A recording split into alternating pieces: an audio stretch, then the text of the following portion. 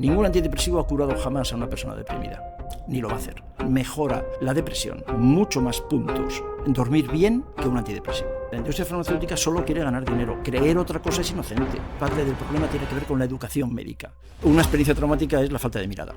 Porque papá y mamá estaban haciendo otra cosa. El profesional, psicólogo, psiquiatra, tampoco les mira. ¿Por qué? Porque está tomando notas. Empiezas a contarle lo que te pasa y él o ella, el médico, está tecleando. El hecho de que el sistema sanitario, cuando yo estoy pidiendo ayuda, no me mire, está retraumatizándome. Las formas de abandono del siglo XXI se llaman tablets, se llaman iPhone, se llaman guarderías. Con 4 meses abandonas y vamos a decirlo así. El chiquitín ya sabe también, ya se va dando cuenta que lo de la guardería no es una cosa suya. Sí, ya se siente como traicionado, ¿no? Genial. El estrés crónico te puede llevar a desarrollar esquizofrenia. Por supuesto. La esquizofrenia puede ser la única manera que tiene esa persona para escapar del infierno que está viviendo.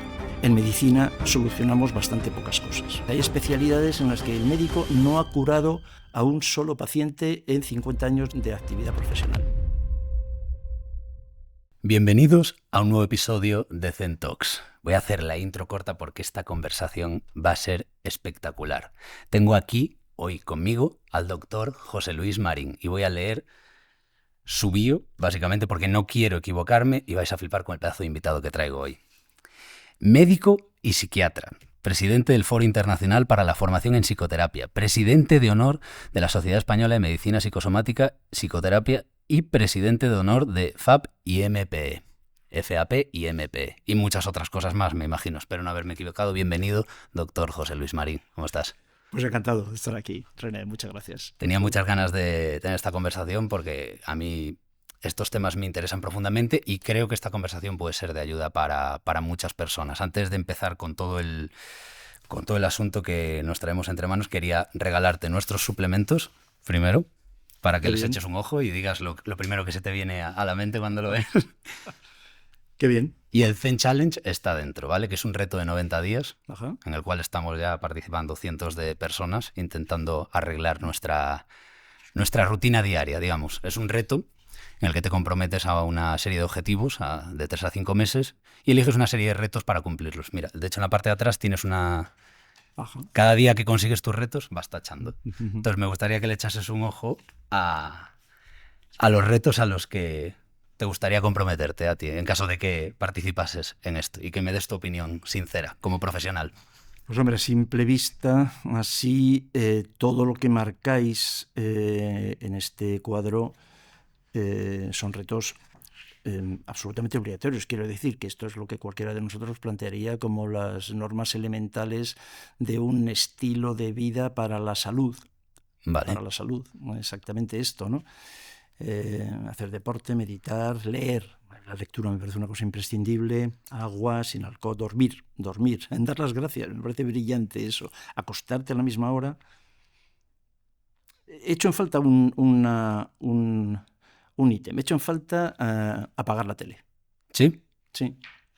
Sí, esto es algo que cada día tenemos más datos en ese sentido y yo de luego se lo recomiendo a mis pacientes y a todo el que me quiere escuchar, ¿no? Apagar la tele, básicamente apagar los informativos, dejar de ver informativos. Vale. Si los informativos es simplemente una forma de generar miedo, el miedo es la mejor manera que la humanidad ha encontrado desde hace millones de años para controlar y los informativos en este momento son una de las herramientas que más malestar producen.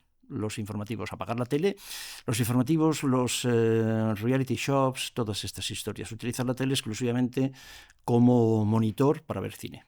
Es curioso que digas eso, porque yo no suelo ver la tele, pero cuando voy a casa de mi madre, a veces tiene puestos los informativos y a veces estoy hablando con ella y lo escucho de fondo y noto cómo mi salud mental empeora. Eso es. Tu estado de ánimo empeora. Eso está bien descrito, es exactamente así y tenemos que tener cuidado con eso. O sea, me parece todo lo demás, lo comparto absolutamente, pero solo incluiría en el reto el acabar con los informativos. Vale, me encanta, lo planteamos para la próxima edición, me gusta. Pues muchísimas gracias. Vamos a empezar con esto, porque bueno, eso es un marcapáginas para... Precioso. Muchas gracias. Qué bonito. Me gustaría preguntarte si tiene sentido que a día de hoy sigamos haciendo una distinción entre salud física y salud mental. No tiene ningún sentido. Tenía sentido quizás hace 300 años, en el siglo XVII. O sea, que ya hace bastante. Hace bastante. No 30, sino 300. Sí, 300, claro, porque es más o menos el siglo XVII cuando se plantea ahí.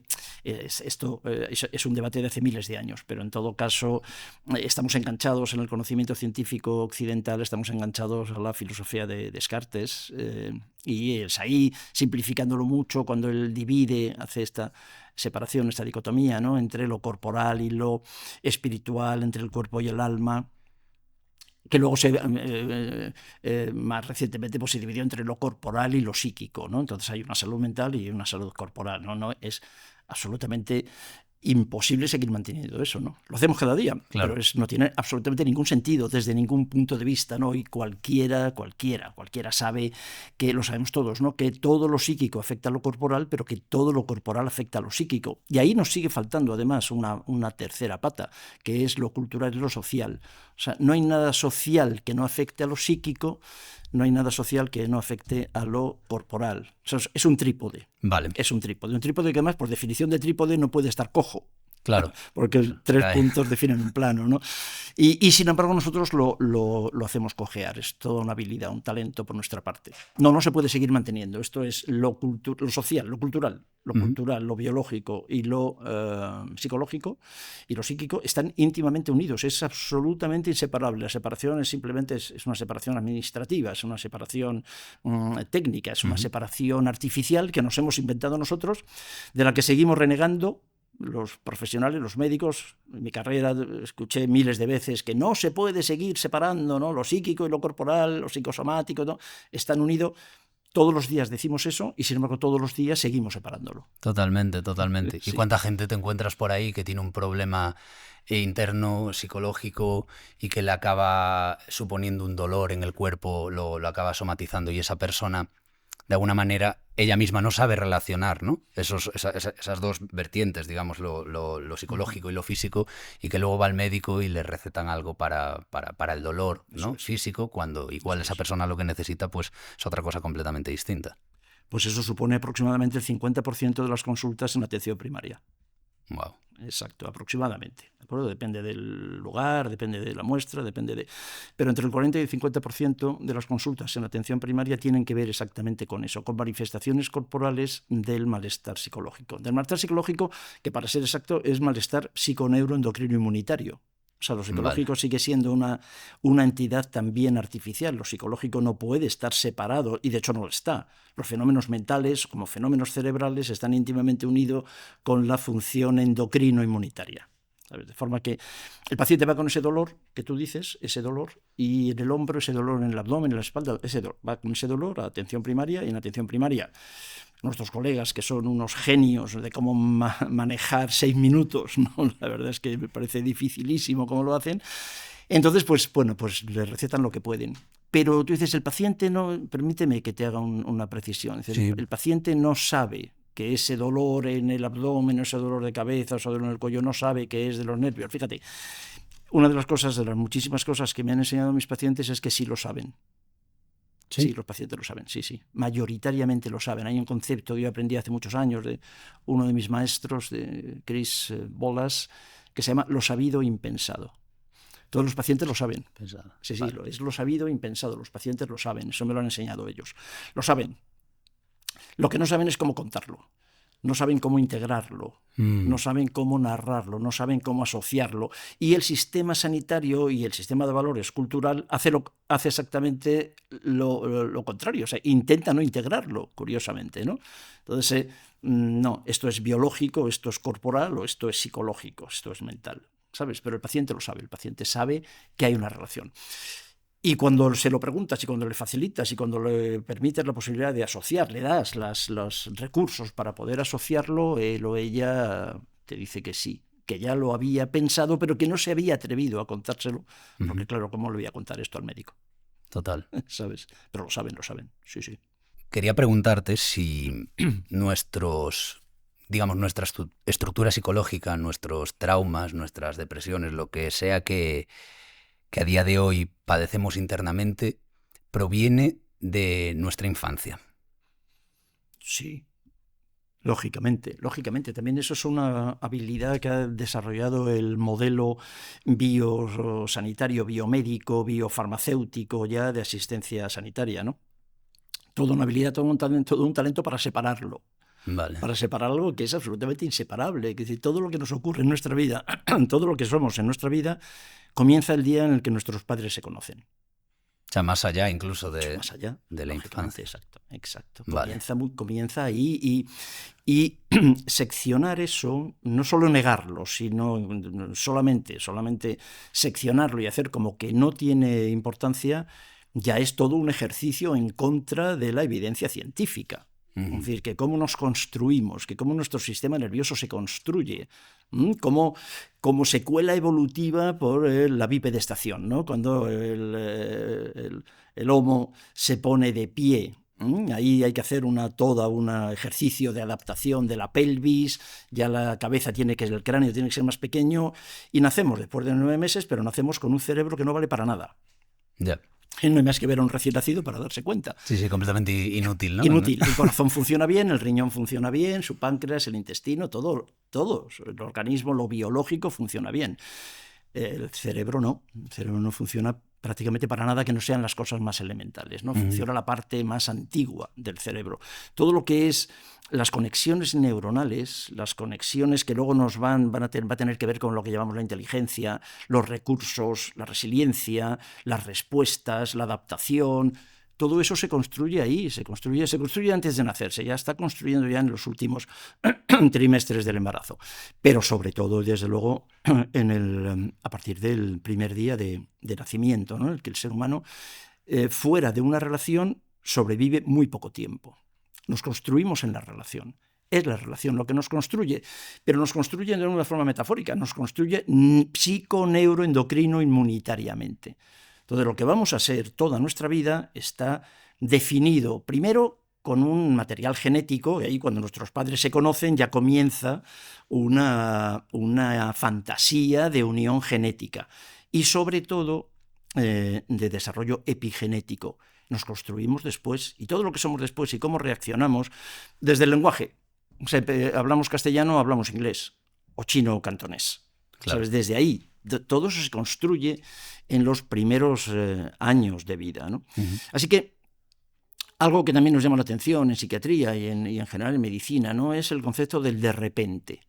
Todo iba bien, y de repente el adolescente deja de comer. O el adolescente empieza a inyectarse heroína. O el adolescente o el joven tiene un primer brote psicótico, de repente. No me parece muy sensato hablar del de repente. También eso es otra fractura, una fractura biográfica, ¿no?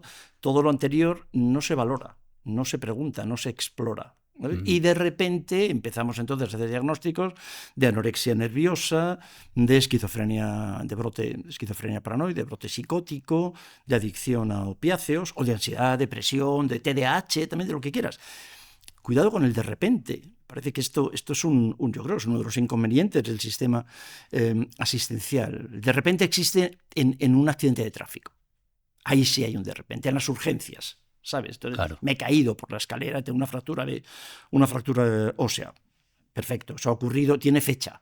Eso ha ocurrido exactamente hace 8 horas y 32 minutos. Sí, no tiene una cola, digamos, detrás, ¿no? Eso ha sido de repente. Yo iba caminando por la calle y de repente un conductor se subió a la acera, se despistó, se subió a la acera y me atropelló. Ahí hay un de repente. En cualquier otro tipo de patología, tanto corporal como psicológica, que una vez no se puede separar, hay una historia. Y lo que ha hecho también el sistema sanitario occidental, el sistema biomédico, biofarmacéutico, dominante, es borrar la historia. La historia de nuestros pacientes no cuenta. No cuenta. Lo que cuenta es la biología molecular del momento. Claro. Y me da que pensar que de esa manera es muy difícil solucionar el problema en cuestión, ¿no? Si no tenemos en cuenta todo lo que ha llevado ese problema a ser de esa manera. Exacto. Y de hecho, en medicina solucionamos bastante pocas cosas. A los médicos eso no nos gusta reconocerlo y no es agradable, pero resolvemos bastantes pocas cosas. Lo que la medicina contemporánea hace, sobre todo, es cronificar las enfermedades, pero resolverlas realmente médicos, curar, el concepto hipocrático de curar una enfermedad, pues las infecciosas y la cirugía.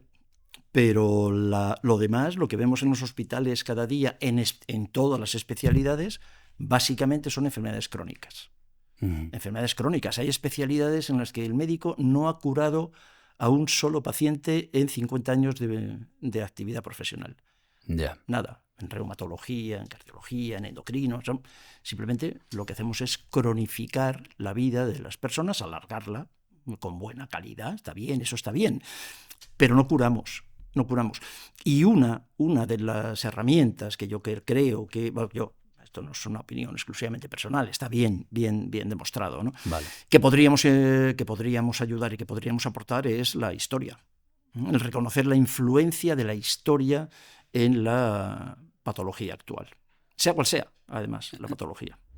Disculpa que te interrumpa el podcast, pero quiero anunciarte que vamos a tener nuestro primer evento de Zen Talks en directo, presencial, en Madrid, el 29 de octubre, en la Sala Kinépolis, a las 6 de la tarde. Guarda esa fecha y pilla las entradas en la descripción, porque vais a poder presenciar a 6 ponentes, entre ellos yo, dando charlas sobre ciencia, Dios, psicología, identidad, filosofía. Va a ser un evento histórico. Tenéis todos los packs con las entradas en la descripción y yo que vosotros apuraría a pillarlas porque van a salir volando. Te dejo con el podcast. Interesante eso. ¿Por qué son importantes los 1000 primeros días de la vida de una persona? Porque es ahí, lo de decir 1000 días, que sería más o menos 3 años, es verdad que se dice lo de los 1000 días para llamar la atención, es una provocación, ¿no? 3, 4, 5 años, estos son los primeros años de vida. Otra vez por lo que comentábamos antes, ¿no? Porque en esos primeros años de vida es donde se termina de construir el sistema psico-neuroendocrino inmunitario, que es el sistema que nos da identidad. Lo que nos da identidad y lo que nos da capacidades para responder, para adaptarnos a la vida, ¿no? El resto de nuestra vida, lo hemos aprendido ahí. Se aprende en esos 3 o 4 o 5 primeros años en los que, una vez más, el ser humano es rigurosa y absolutamente inútil. Sí, claro, es como una esponja, ¿no? Va tragando exacto, lo de la esponja es muy buena analogía, ¿no? Que una esponja que va absorbiendo. ¿Es que absorbe? Pues puede absorber. ¿Y cómo se conectan las neuronas, ¿no? Pues desde la paz, la armonía, la tranquilidad, no hay gritos en casa, hay límites, se come siempre a la misma hora, se cena, papá y mamá están pendientes de tus necesidades, de las necesidades del bebé, se transmite y uno se va absorbiendo confianza, ¿vale? O, en otros casos, lo que se absorbe son gritos, miedo, angustia, malestar, sufrimiento, tristeza, inestabilidad. No se sabe el bebé, y estoy hablando de un bebé de 2 días, empieza a no saber cuándo se come en esta casa. Ya. ¿Sabes? Ya. Y luego con 2 años y con 3 años y con 5 años es igual. No sabe si, lo he escuchado tantas veces, ¿no? Mamá se olvidaba de mí en el colegio, no iba a recogerme, se olvidaba. Yo me quedaba, todos los niños salían en el colegio con 3, con 4, con 5, con 6 años y mamá o papá no venían, se les había olvidado. Ya. Que tenían que recogerme en el colegio. Así que esa esponja, allí tenemos 2 esponjas. Okay. Una esponja que va a estar llena de confianza, de paz, de tranquilidad, que va a ser cómo va a ser esa persona. Es un poco de sentido común, no solamente, ¿verdad? Hace falta demasiada demostración científica, que está, por cierto, lo está, ¿no? Demostración neuroendocrinológica, ¿no? Pero esa esponja estará llena de confianza, de cariño, de capacidad para recibir el cariño, básicamente de confianza, de paz, de armonía, de tranquilidad, en el que puedes tener momentos malos. Desde ahí puedes tener momentos malos, pero vas a tener recursos para enfrentar. No estás preparado para la guerra porque no ha habido guerra, ¿sabes? En tus 3 primeros años. Y luego en la otra esponja lo que vemos es exactamente lo contrario. Las neuronas se han conectado para defenderte. Y se han conectado desde el miedo, desde la angustia, desde la defensa, desde la paranoia, por lo tanto. O sea, la paranoia es adaptativa, la tristeza es adaptativa, la angustia, el miedo es adaptativo. ¿Por qué? Porque es que estos 3 primeros años de vida, o 5 o 6, o a veces 18 primeros años de vida, están marcados por esto, por el miedo, por la hostilidad, por la agresividad. Por lo tanto, claro, yo desarrollo esta desconfianza, después esta paranoia, esta defensa, estas dificultades para vincularme con los demás. Sí, es así. ¿Y dónde se aprende eso? En los colegios. En los colegios te enseñan a ser confiado. No, se aprende eso en casa. Totalmente en el colegio no. En el colegio no y en la universidad mucho menos. Claro, eso se aprende en casa. Y luego eso, una vez que ese aprendizaje informa, otra vez aprendizaje, no como una manera, una entelequia, ¿no? Aprendizaje, que es en lo que estamos ahora, aprendizaje entendido como conexiones neuronales estables. Entiendo. Estables, que se mantienen estables para toda la vida. Entiendo. Para toda la vida, ¿no? ¿Es ahí donde surgen los tipos de apego? Sí, esa es una forma de explicarlo. Exacto. John Bowlby lo explicó así en los años 60, 70 del siglo pasado. Lo explicó muy bien y a nosotros nos parece que es una muy buena explicación, la mejor explicación que había en aquel momento. Otros compañeros prefieren hablar de teoría del aprendizaje, de estilos de aprendizaje, Está bien, da igual un poco cómo lo cuentes, ¿no? De cómo lo expliques. A mí me gusta la teoría del apego. Yo creo que ya no es tanto, no es una teoría, es un hecho, ¿no? Pero hablar del apego y los diferentes tipos de apego me parece una buena manera de explicarlo. Podríamos, insisto, abrir un debate sobre eso que yo creo que no tiene interés. Pero para explicarlos así, lo que te contaba, hay una esponja. La primera esponja sería una esponja que estaría llena de lo que llamaríamos un apego seguro. La seguridad es lo fundamental en esta persona y eso se supone estadísticamente que aplica al 50% de la población. Y en la otra esponja estaría el apego, los diferentes tipos de apegos inseguros. Vale. Que son 2 o 3. O sea que hay uno claramente diferenciado de los otros, ¿no? Sí, vale. Sí. Lo que John Bowlby, Mary Ainsworth y Mary Main en los años finales de el último tercio del siglo XX la segunda mitad lo demostraron bien. Vale. Eso sigue vigente y es una forma muy, muy fácil además de explicar esto que estamos comentando, ¿no?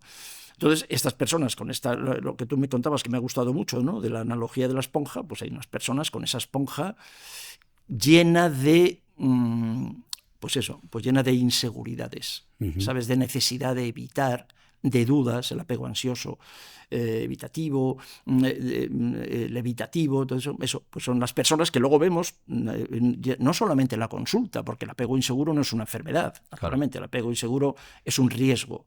Estas personas con esta esponja cargada de dudas, de inseguridad, de dolor, también de tristeza, de miedo, pues simplemente son personas con menos recursos. Entonces son personas más vulnerables. Son las personas que mayoritariamente vemos en nuestra consulta, porque son muy vulnerables a las permanentes experiencias traumáticas que nos da la vida. La persona con el apego seguro puede sufrir experiencias traumáticas, por supuesto que sí, pero tiene recursos, ¿sabes? Estas no. Son muy vulnerables, pequeñas, sí, están activados toda la vida. Entonces, las personas de su alrededor, sus psicólogos, sus psiquiatras dicen, ¿pero por qué respondes así? Si no hay motivo para responder así ahora, sí ya, ¿por qué? Porque está respondiendo así como aprendió a responder cuando tenía 1 año. Estructuras neuronales se han conectado y conectan. Hay una zona del cerebro que se llama la amígdala cerebral, que está programada para saltar, diciéndolo de una forma simple, ¿no? Para responder ante estímulos que cuando tenía esta personita, tenía 3, 4, 5, 6 años, era como tenía que responder. Ahora que tiene 30, pues a lo mejor ya no, pero sin embargo, en esa programación que se hizo en estos primeros 1000 años, ese interruptor sigue conectado. Entonces responde inadecuadamente. Claro. Finalmente estas son las personas que están en la consulta, claro. Totalmente. Es curioso y no puedo evitar contarte un asunto personal, porque yo en mi experiencia vital eso lo he notado claramente. Porque yo, cuando era pequeño, tuve una infancia fantástica, pero en ciertos aspectos fue bastante caótica, ¿no? Y yo era un chaval como muy miedoso, entonces recibí una serie de estímulos, ¿no? Y viví una serie de discusiones y momentos que me hicieron estar el resto de mi vida permanentemente como en tensión. O sea, yo me crié en tensión y eso me ha dado muchas cosas buenas, que es como una búsqueda eterna de todo. En plan, me encantaba dibujar, me encantaba leer, me encantaba tal, y me ha hecho quien soy. Pero luego conozco a gente que ha tenido como una historia familiar, como una estructura familiar, un nido donde se ve que no hubo problemas, o que los problemas que había eran pues los del día a día, que comemos, o a dónde vamos, o tu hermano se ha portado mal y ya está. Y notas como que van con mucha más seguridad, por la vida. Se nota una diferencia abismal y me llama mucho la atención eso, cómo de claro se ve en casos así. ¿Existen varios tipos de trauma? Existen muchísimos tipos de trauma. Perdona que te interrumpa, te quería agradecer tu comentario, ¿no?, sobre tu propia experiencia. Eso es exactamente así, René. Es exactamente así, eso le pasa a todo el mundo, tú lo reconoces y eres capaz de compartirlo, y qué bien para tus Lo cuento por eso, porque hay gente que estará pensando, claro. Igual yo, y digo, sí, no, sí, funciona así. Eso es normal, yo soy uno de esos. Claro, fantástico, ¿no? Qué bien, ¿no?, que lo puedas compartir. Eso es absolutamente, eso es así. Y cuando alguien te da la oportunidad de comentarlo, lo sabes y lo comentas, y no tienes ningún problema. Volvemos a lo de antes, el paciente lo sabe. El paciente lo sabe, lo que pasa es que no tiene la oportunidad de comentarlo. Claro. Pero el paciente sabe que algunos de esos miedos, algunas de estas respuestas tienen que ver con todo esto que estamos comentando, y que ese dolor abdominal o que esas molestias, esas dificultades para dormir, lo que fuere, ¿sabes?, que puede tener que ver con eso, que tiene que ver con estar en ese estado de miedo, de inseguridad, ¿no? Estas personas que consultan, el motivo de consulta a veces es simplemente la inseguridad. La inseguridad, ese es el motivo. Claro, el motivo de la consulta tiene que ver con esa inseguridad que, y ahora retomando tu pregunta, está a su vez asociado con lo que llamaríamos entonces una experiencia traumática, porque ahora a todo esto le ponemos nombre. Que la esponja se llene de miedo, se llene de desconexión, de falta de sintonía. O sea, el bebé necesita un abrazo y papá le compra un iPhone. ¿Sabes? Sí. Esto es lo que llamamos la sintonía, la falta de sintonía. O sea, los padres no pueden, no quiero hacer un juicio de valor, los padres hacen lo que pueden. Total. Claro, porque los padres son el brazo armado de la sociedad, de la cultura en la que vivimos, ¿no? Sí, ellos también han sido bebés. Ellos han sido bebés también, y ahora son padres y ahora están haciendo lo que tienen que hacer, y seguramente lo están haciendo mal. Desde el punto de vista del estilo de crianza, sí, seguramente lo están haciendo mal ya, pero otra vez eso hace lo que pueden. Totalmente. ¿Sabes? Claro, están haciendo mal eso porque están intentando hacer bien otro mandato. Los mandatos culturales son tantos y a veces tan contradictorios que sinceramente me parece dificilísimo, ¿no?, en este momento hacerlo, ¿no?, hacerlo mínimamente bien, ¿no?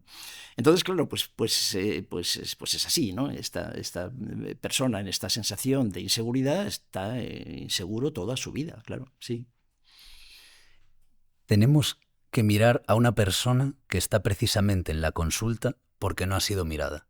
Eso te lo escuché a ti. Sí, eso es algo que me parece que también tiene mucha, creo, mucha importancia en el sistema sanitario, sí. Eso es un ejemplo de experiencia traumática. Tú me decías antes, ¿no? La persona con esta esponja, lo que ha ido rellenando esa esponja son afectos negativos. Eso es una experiencia traumática. Eso es un ejemplo de experiencia traumática. Que yo quiera un abrazo y papá me regale un iPhone, eso es un ejemplo de falta de sintonía y un ejemplo de experiencia traumática. Una experiencia traumática muy, muy importante, de la que casi nadie quiere hablar, es la falta de mirada. ¿Qué es lo que necesitan los bebés? Que les den comer, la comida, lógicamente, y que les quiten la caca. Faltaría más, claro, sí, eso seguro, eso es lo corporal.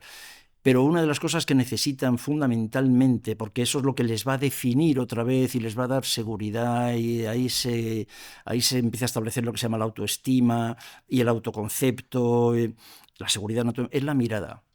La mirada de las figuras significativas de apego, la mirada de papá y de mamá. Una experiencia traumática es la falta de mirada. O sea, en esa otra vez esponja dentro del conjunto de lo que llamaríamos apegos inseguros, una de las cosas que seguramente ha faltado es la mirada. ¿La mirada por qué? Pues otra vez porque papá y mamá estaban haciendo otra cosa, porque no podían, porque directamente no podían, quizás también porque ellos tampoco habían sido mirados, ¿no? Y la manera de vincularse padres e hijos es una manera que se aprende, es transgeneracional, se aprende. Entonces, padres que saben mirar y hay otros que no, madres que saben y madres que no. ¿Dónde lo han aprendido? En la relación con su propia manera de ser mirado, de ser visto por su abuelo, por su tatarabuelo, su bisabuelo. Esto es, como siempre digo, con ánimo de provocar, si siguiésemos hacia atrás, acabaríamos en la cima de los huesos, en Burgos, en Atapuerca.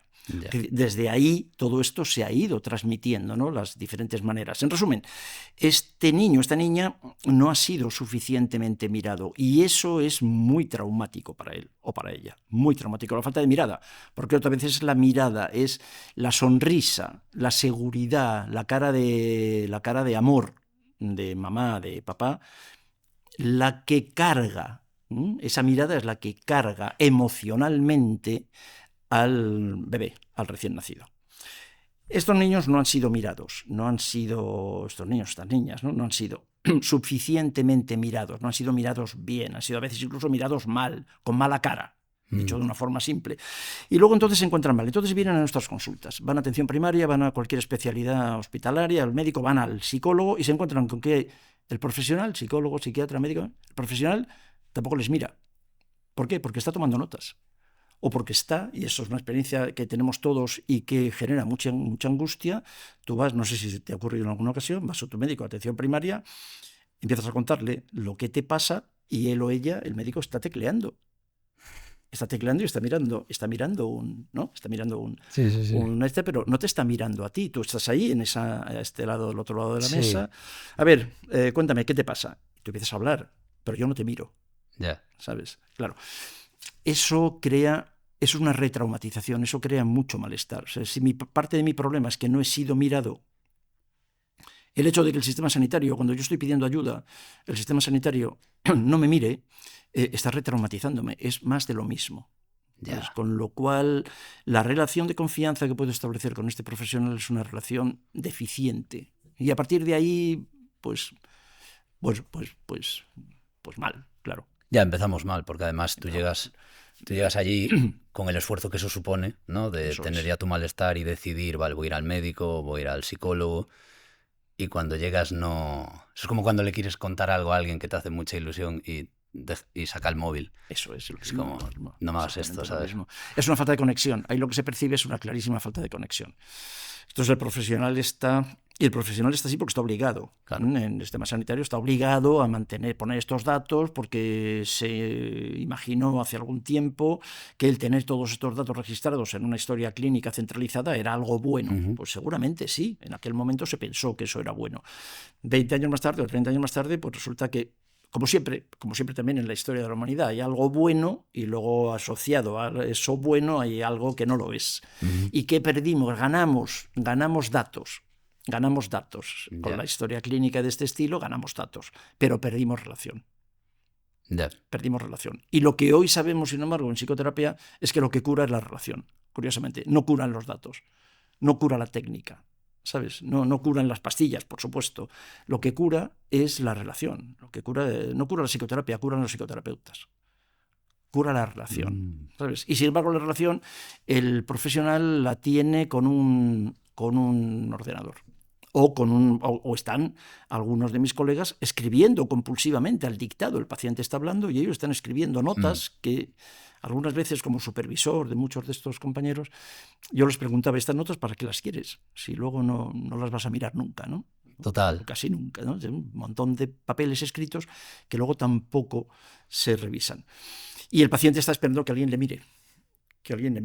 Total. ¿Sabes? Y lleva así toda su vida. Y nadie le mira.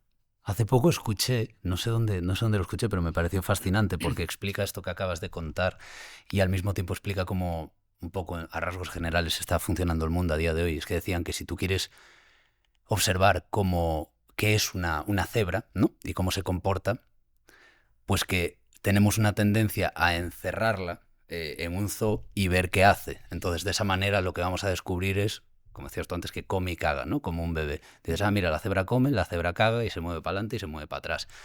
Pero que realmente si quisiésemos entender qué es una cebra y cómo vive, tendríamos que estar cerca de una cebra en su hábitat natural y entender bien cómo se desenvuelve a lo largo del día a día, con su entorno, en un hábitat natural. Y que nosotros los seres humanos que hemos hecho lo mismo. Hemos pillado a la gente, los hemos metido en cubículos, hemos extraído todos los datos, la gente está yendo a trabajar a trabajos que no le interesan, simplemente para ganar dinero, están viviendo hacinados en edificios en la gran ciudad, tienen 1000 problemas que no pueden contar y cuando intentamos solucionarlos los observamos desde esa restricción, ya desde esa limitación y decimos, pues ese es el ser humano y en realidad el ser humano no consiste en eso. Consiste en eso, exactamente así. Exactamente. Y lo que el sistema sanitario occidental ha desarrollado es, como dices muy bien, una habilidad para ver solamente una parte del ser humano, que es fundamentalmente la parte biológica.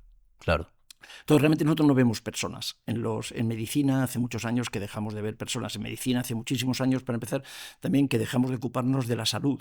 Realmente en medicina solo se ocupa de enfermedades. O sea, ni siquiera enfermos.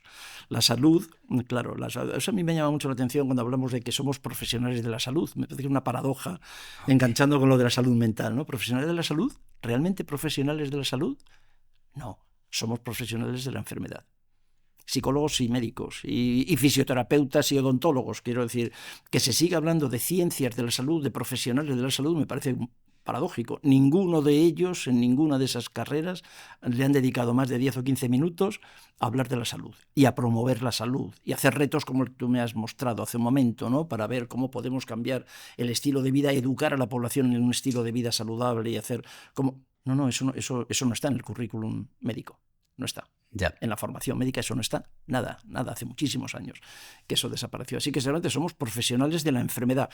Nos han enseñado a fijarnos en partes del cuerpo. Cada día sabemos más cosas, pero de cosas más pequeñas. La especialización, ¿no? La superespecialización. Exacto. Cada día sabemos cosas de cosas más pequeñas. Entonces ahora ya ni siquiera, ya ni enfermedades, no ya enfermos. Enfermos hace muchos años que dejamos de ver personas enfermas. Vemos solo enfermedades y, para ser exactos, incluso partes de la enfermedad. O sea, vemos mitocondrias. O sea, realmente la enseñanza de la medicina hoy se acerca mucho más a lo que yo creo que podría llamarse enseñanza de biología molecular. Ya. O sea, más que de medicina, tal y como se entendía la medicina hace 2000 años, ¿no? O hace incluso 100. Es mucho más biología molecular, es eso, ver cómo funciona la mitocondria. Entonces los médicos nos relacionamos con mitocondrias. Total. Lo cual no deja de ser chocante. Claro. Ya se deja la persona en un segundo plano. Hablando de estas personas que van a terapia, ¿podrías compartir con nosotros alguna anécdota clínica de algún paciente con el que hayas aprendido una valiosa lección o te haya dado pues una manera de ver todo esto que haya, digamos, configurado todo lo que has hecho a lo largo de los años? Ahí me pones en un apuro porque son miles, y como a mí desde que era muy chiquitín, yo creo que desde que decidí que iba a hacer medicina, y recuerdo perfectamente que cuando decidí que quería ser médico tenía 13 años. ¿13 años? 13 años. Wow. Con 13 años decidí que iba a hacer medicina y nunca jamás lo dudé y lo hice. ¿Fue por algo en concreto? Perdona. No, simplemente nada, era algo que ya estaba integrado en ti, ¿no? Nada, no sé muy bien por qué. No había ningún médico en mi familia. Vale. Ningún médico en la familia Marín, no en la familia materna tampoco. No. Me ayudó mucho a pensar la medicina el pediatra de cabecera, el doctor Chacón. Me acuerdo de acuerdo, claro, eso era otra medicina. Me acuerdo del médico que venía a mi casa cuando mi hermano y yo estábamos malitos. Siempre fuimos chicos sanos, pero yo recuerdo pues, haber pasado una escarlatina, en fin, las cosas estas. Sí, lo típico, que no te libras de eso. Y entonces había un médico que venía a casa, me acuerdo que sé perfectamente. Yo tenía 3, 4 años, 5 años, me acuerdo muy bien de todo aquello, ¿no? Y me acuerdo del doctor Chacón, de cómo era el doctor Chacón, de cómo el doctor Chacón no sabía nada de mitocondrias, probablemente, pero cómo hacía medicina. Y yo creo que aquel modelo me ayudó. Ver a esa persona cuando venía a casa, lo que significaba el ritual, mi madre preparando luego la pastilla de jabón de olor, la toalla limpia, tal, y cómo el hombre se sentaba y hablaba con mi madre y hablaba conmigo y me tocaba la tripa y hacía, no sé, ¿sabes? Cómo ese hombre era médico, a mí me ayudó a valorar mucho la medicina. Luego además nos trataba, no sé cómo, pero nos curaba. O sea que además nos atendía bien, ¿no? Pero aquel hombre me ayudó mucho. Ese tipo de pediatra de cabecera haciendo esas cosas se acabó hace 40 años, qué sé yo, hace muchísimo tiempo, pero eso me ayudó. Y yo decidí hacer medicina desde muy pequeño y ahora no sé por qué te estaba contando esto. Porque te interrumpí, porque te había preguntado por alguna anécdota clínica que te hubiese marcado. Y me entró la curiosidad por saber por qué con 13 años sabías. Pues por eso, yo tampoco lo estoy identificando ahora que hablo contigo, pero no sé muy bien por qué quería, pero lo tuve muy claro desde muy pequeño, ¿no? Y desde ahí, cuando empecé la carrera de medicina, en 1967, cuando empecé, enseguida me empezó a interesar, me interesaban más las historias de los pacientes que las enfermedades de los pacientes. Me interesaban las historias, siempre fui probablemente muy cotilla, y en ese sentido sigo siéndolo, ¿no? Me interesaban las historias. Porque nos interesan, o sea, realmente es lo más bonito del ser humano, ¿no? Vivimos a través de historias. Exacto. Yo creo que es lo más bonito de la medicina. También, a mí me da mucha pena, ¿no?, que mis compañeros, algunos de mi propia generación y luego los más jóvenes, hayan prescindido de eso, ¿no? Yo creo que es lo más interesante es conocer la historia de estas personas. Así que prácticamente todos ellos me han enseñado algo, ¿no? Estaba pensando, pues no hace mucho tiempo, en relación con un estudio que hemos hecho en nuestro centro clínico, pacientes con fibromialgia, ¿no? Pues como una de ellas, bueno, esto fue una historia repetida, ¿no? Pero como una de ellas al principio, nosotros ya lo sabíamos porque lo habíamos estudiado, porque ya teníamos algún dato, pero recuerdo una de ellas al principio cómo nos contaba su historia con el diagnóstico de fibromialgia, que era una cuestión, una enfermedad biológica, que todavía no se sabía muy bien cómo, pero que era algo exclusivamente biológico, ¿no?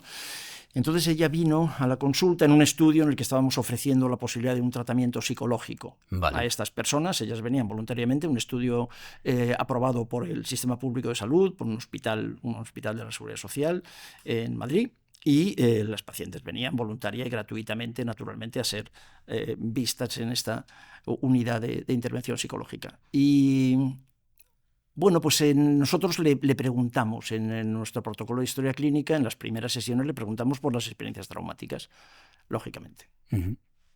Por lo que clásicamente se ha llamado las experiencias infantiles adversas, ¿no? Vale. Experiencias traumáticas. Vamos a ver cuáles son las experiencias traumáticas, ¿no? Vamos a cambiar la pregunta. La pregunta no es qué te pasa. El que te pasa es que estás diagnosticada de fibromialgia, tienes fibromialgia, indiscutible, eso es lo que te pasa. Ahora vamos a hablar de qué te ha pasado. Cambiar la pregunta me parece fundamental en esta posible nueva vía de hacer medicina, ¿no?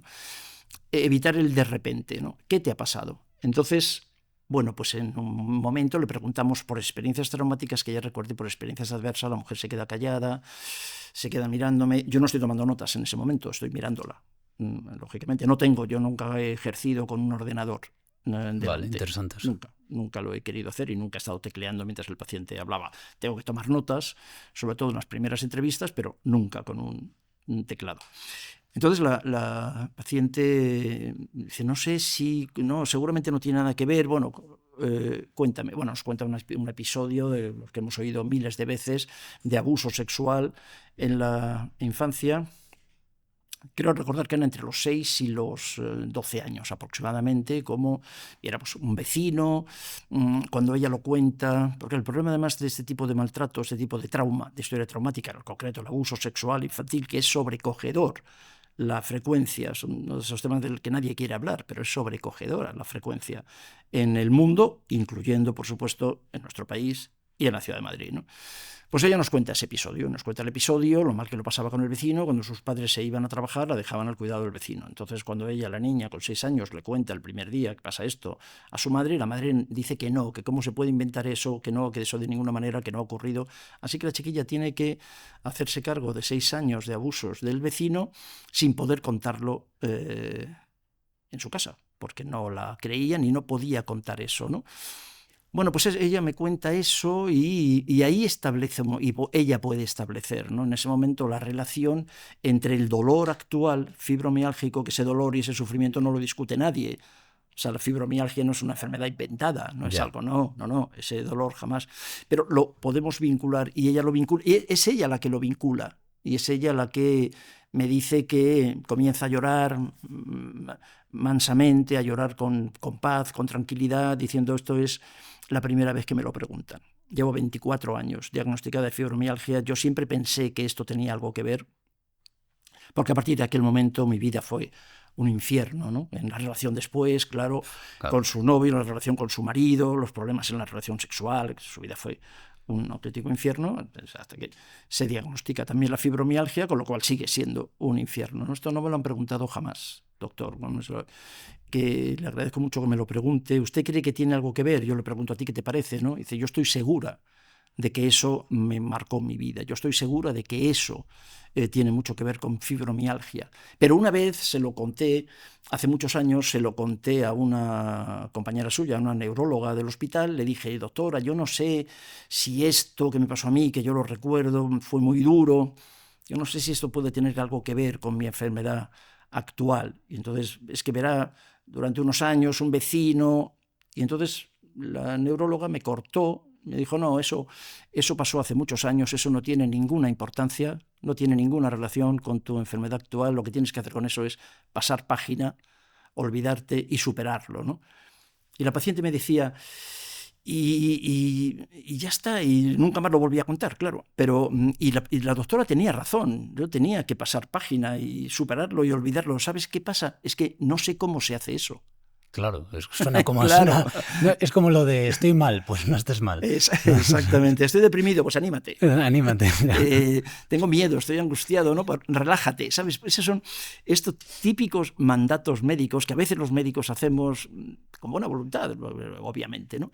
Pero con buena voluntad, pero con un desconocimiento que a mí me preocupa. ¿Sabes? Eso es una ignorancia médica. O sea, el decir en este momento, el desvalorizar, el no legitimar el sufrimiento de una persona con experiencias traumáticas de esta naturaleza y no relacionar esa experiencia traumática con la enfermedad actual, eso puede ser en algún caso un ejemplo de negligencia, ¿sabes? Porque hoy se sabe perfectamente cómo esas experiencias traumáticas infantiles severas están directamente no están muy, muy asociadas, muy relacionadas con las enfermedades autoinmunes, con enfermedades corporales, no solo con trastornos mentales. Este ejemplo que te cuento del abuso sexual lo asociamos a la fibromialgia. También depresión, esta paciente como todas, deprimida, con insomnio, claro, todo el paquete, porque no se puede separar, ¿no? Claro. Pero eso hoy se sabe, está bien demostrado, está bien asociado, y cada día más información. Así que el conocimiento médico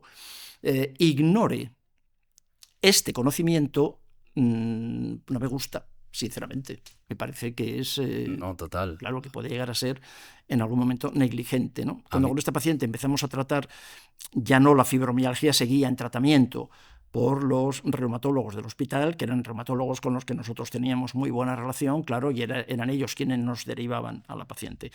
Pues ella seguía con el tratamiento médico hospitalario, pero cuando empezamos a tratar psicoterapéuticamente las secuelas del trauma, legitimar el trauma, hablar de ese trauma que era lo sabido, impensado. Es un ejemplo. Esta mujer sabía perfectamente que aquello tenía que ver con esto. Como tú sabes, cuando haces un momento confiesas que tú sabes que algunas cosas tuyas tienen que ver con otras cosas de tu historia. Eso lo sabe todo el mundo. Todo el mundo lo sabe. Pero no lo contamos. Entre otras cosas porque nadie nos lo pregunta, que ese es el problema de la medicina y de la psicología. Porque los psicólogos tampoco lo preguntan, ¿eh? Claro. Tampoco lo preguntan. Disculpa que te interrumpa el podcast, pero existe un suplemento que te puede ayudar a mejorar tu concentración, tu memoria, al mismo tiempo que te ayuda a reducir la fatiga, el cansancio y el estrés. Dirás, ¿eso existe realmente? Sí, es una combinación de distintos nootrópicos que nosotros hemos bautizado como Zen Focus. ¿Quieres probarlo? Miles de personas ya lo han probado. Lo tienes en zenlabs.com. Esta pregunta es un poco, me viene ahora a la cabeza porque me parece clave, pero no sé ni si tiene una respuesta. Pero ¿qué le recomendarías a todas esas personas que nos estén escuchando y que cada uno, al escuchar esta historia o lo que hemos hablado hasta ahora, diga, vale, pues igual yo debería hablar con alguien porque creo que hay algo que como que le preocupa, ¿no? Tengo una sospecha. Lo que comentabas tú, lo sabe, en realidad lo sabe. Pero claro, está ese miedo, que yo lo entiendo perfectamente, de tomar acción y decir, vale, voy a buscar un psicoterapeuta o voy a buscar un médico para contarle mi historia, pero con el miedo a que esa persona llegue y te diga, no, hombre, no, eso, tranquilo, tú simplemente respira hondo y tal. ¿Qué le dirías a todas? Pasa página. Es una de esas cosas que deberían de prohibirse en el lenguaje médico. Ya. Supéralo. Pasa página. ¿Sabes? Es normal. Debería de prohibirse, ¿no? Debería prohibirse sobre todo por lo inútil, porque realmente es un mandato estéril que crea más angustia, crea más sufrimiento, porque entonces el paciente se da cuenta de que no puede pasar página, con lo cual eso es una piedra, más arena en el ataúd, ¿sabes? Porque es otra vez confirmar que él o ella no valen para nada. Ya. No pueden superarlo, ¿no? ¿Qué les diría a estas personas? Que busquen, que sigan buscando. Yo soy optimista. Hay muchos profesionales, cada vez más. Hace 20 años, cuando empezamos a trabajar nosotros, ¿no? en nuestra casa, empezamos 20, 30 años a trabajar con esta relación, ¿no? Entre experiencia traumática y patología, había muy pocos. Nosotros modestamente somos pioneros en la investigación en este terreno, pero ahora cada vez hay más, aunque solamente hay miles de alumnos nuestros que ya han oído esto y que saben además cómo hacerlo, ¿no? Claro. El dolor es legítimo, yo le diría a estas personas, tu dolor es legítimo, lo sabes que ese dolor legítimo, que esa experiencia traumática de abuso sexual o de cualquier, me preguntabas antes, otras formas de experiencia traumática, hay muchas, la negligencia parental, la falta de sintonía, la falta de límites, la falta de cuidados, el abandono, siempre cuento la anécdota, el abandono siglo XXI. El abandono siglo XXI no es como el que había en el siglo XX. Yo me acuerdo que con mi padre, y algún domingo, mientras mi madre preparaba la paella en casa, mi padre nos llevaba a Alcalá de Henares. Y en la plaza de Cervantes, al fondo, había un convento de monjas clarisas. Y las clarisas tenían un torno. En el siglo XVII, XVIII, XIX, incluso a principios del siglo XX, los bebés no deseados, abandonados, se llevaban al convento de las clarisas, se ponían en el torno, en este torno, se tocaba una campana y la hermana clarisa daba la vuelta al torno y se quedaba con el bebé. Era completamente anónimo, la madre dejaba ahí al niño que no podía, y las clarisas se hacían cargo del bebé y después alguien lo adoptaba. Bueno, era un procedimiento, eso es un estilo, un abandono siglo XIX. Eso ahora no se hace, es absolutamente excepcional. Así que lo que tendríamos que ver es cuáles son las formas de abandono del siglo XXI. Y las formas de abandono del siglo XXI se llaman tablet, se llaman iPhone, ¿sabes? Se llaman Internet, se llaman falta de comunicación absoluta, se llaman guarderías. Y esto no le va a gustar a nadie, pero se llaman guarderías. Con 4 meses abandonas, y vamos a decirlo así, ¿no? Se puede. Sí, total. No, porque y de hecho me alegro de que menciones eso, porque lo he estado hablando con mi mejor amigo, que él trata bastante esos temas desde el punto de vista de la filosofía y de la sociedad, y de cómo hemos normalizado el tener a tu hijo y en vez de pasar tu tiempo con él, abandonarlo ahí en un lugar con extraños, ¿no? Eso es. Cuando lo que el niño debería hacer es probablemente pues otras cosas que no sean estar ahí abandonado. Estar con mamá y papá. Exacto. Sin duda, quiero decir, pero eso es un ejemplo. Entonces, cuando hablamos de abandono en el siglo XXI, como experiencia traumática que luego lo notas en los adultos con miedo. Otra vez, con miedo, entre otras cosas, ¿a qué? Miedo al abandono.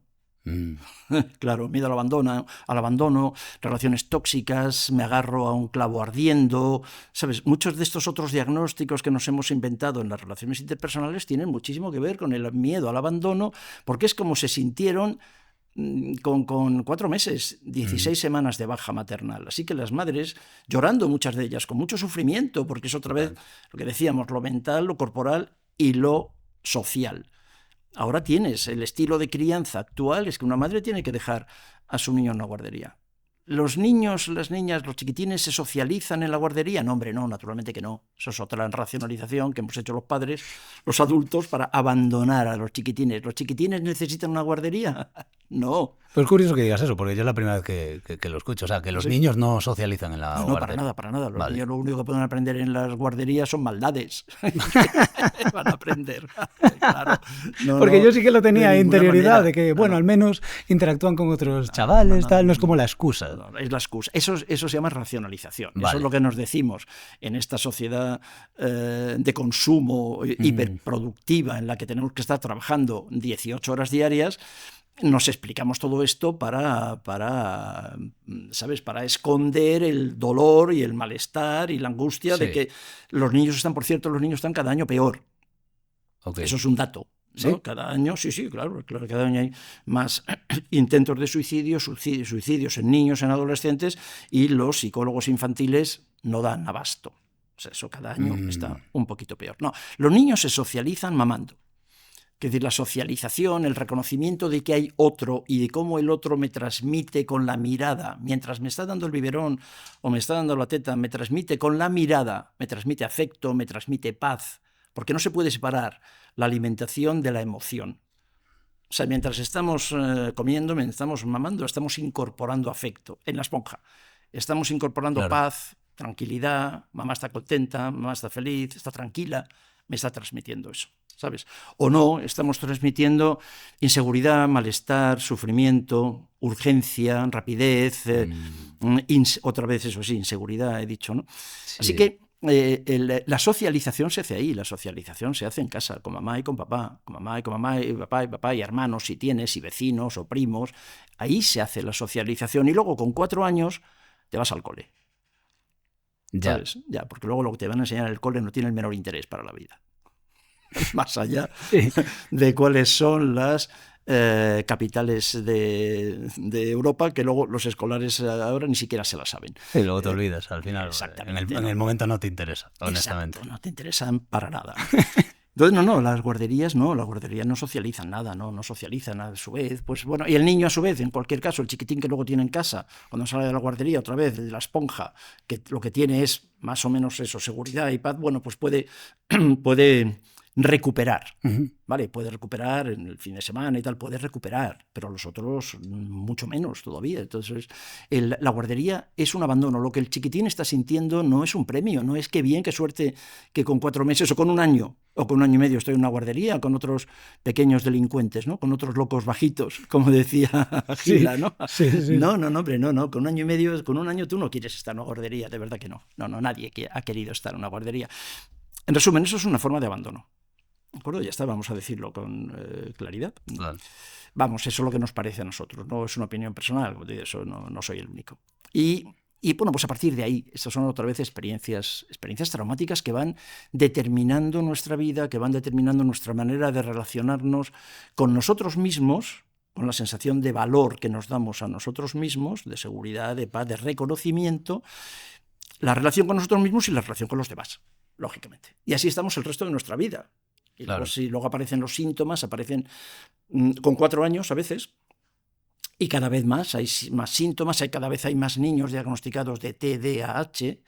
Sí, ahora es como que parece que muchos niños, o sea, todo el mundo tiene TDAH. ¿No? O otro tipo de diagnósticos infantiles. Los diagnósticos aparecen muy precozmente o aparecen más tarde, ¿saben? Pero los diagnósticos psiquiátricos, aprovecho para insistir en esto, ¿no? Un diagnóstico psiquiátrico no es una enfermedad. Diagnóstico psiquiátrico es un diagnóstico psiquiátrico y es una señal de alarma, pero no es una enfermedad. Ya. Entonces tenemos yo creo que tenemos que pensar desde ahí, ¿no? Y ver otra vez, buscar lo que en eso de los hechos probados, la OMS y la ONU, todo el mundo lo reconoce ya, ¿no? Lo que es la causa de las causas. Y la causa de las causas está fundamentalmente en una lectura social, en una lectura colectiva, ¿no? Primero es lo colectivo, primero es lo social, luego lo psicológico y luego lo corporal. Total, porque claro, este problema que estamos hablando, por ejemplo, de las guarderías, al final, en el fondo, yo creo que nadie individualmente, como madre o padre, debería sentirse culpable de decir, oh no, yo estoy dejando a mi niño en la guardería, pero porque no tienen, o sea, genuinamente no tienen tiempo y tienen que trabajar. Es más bien un problema estructural.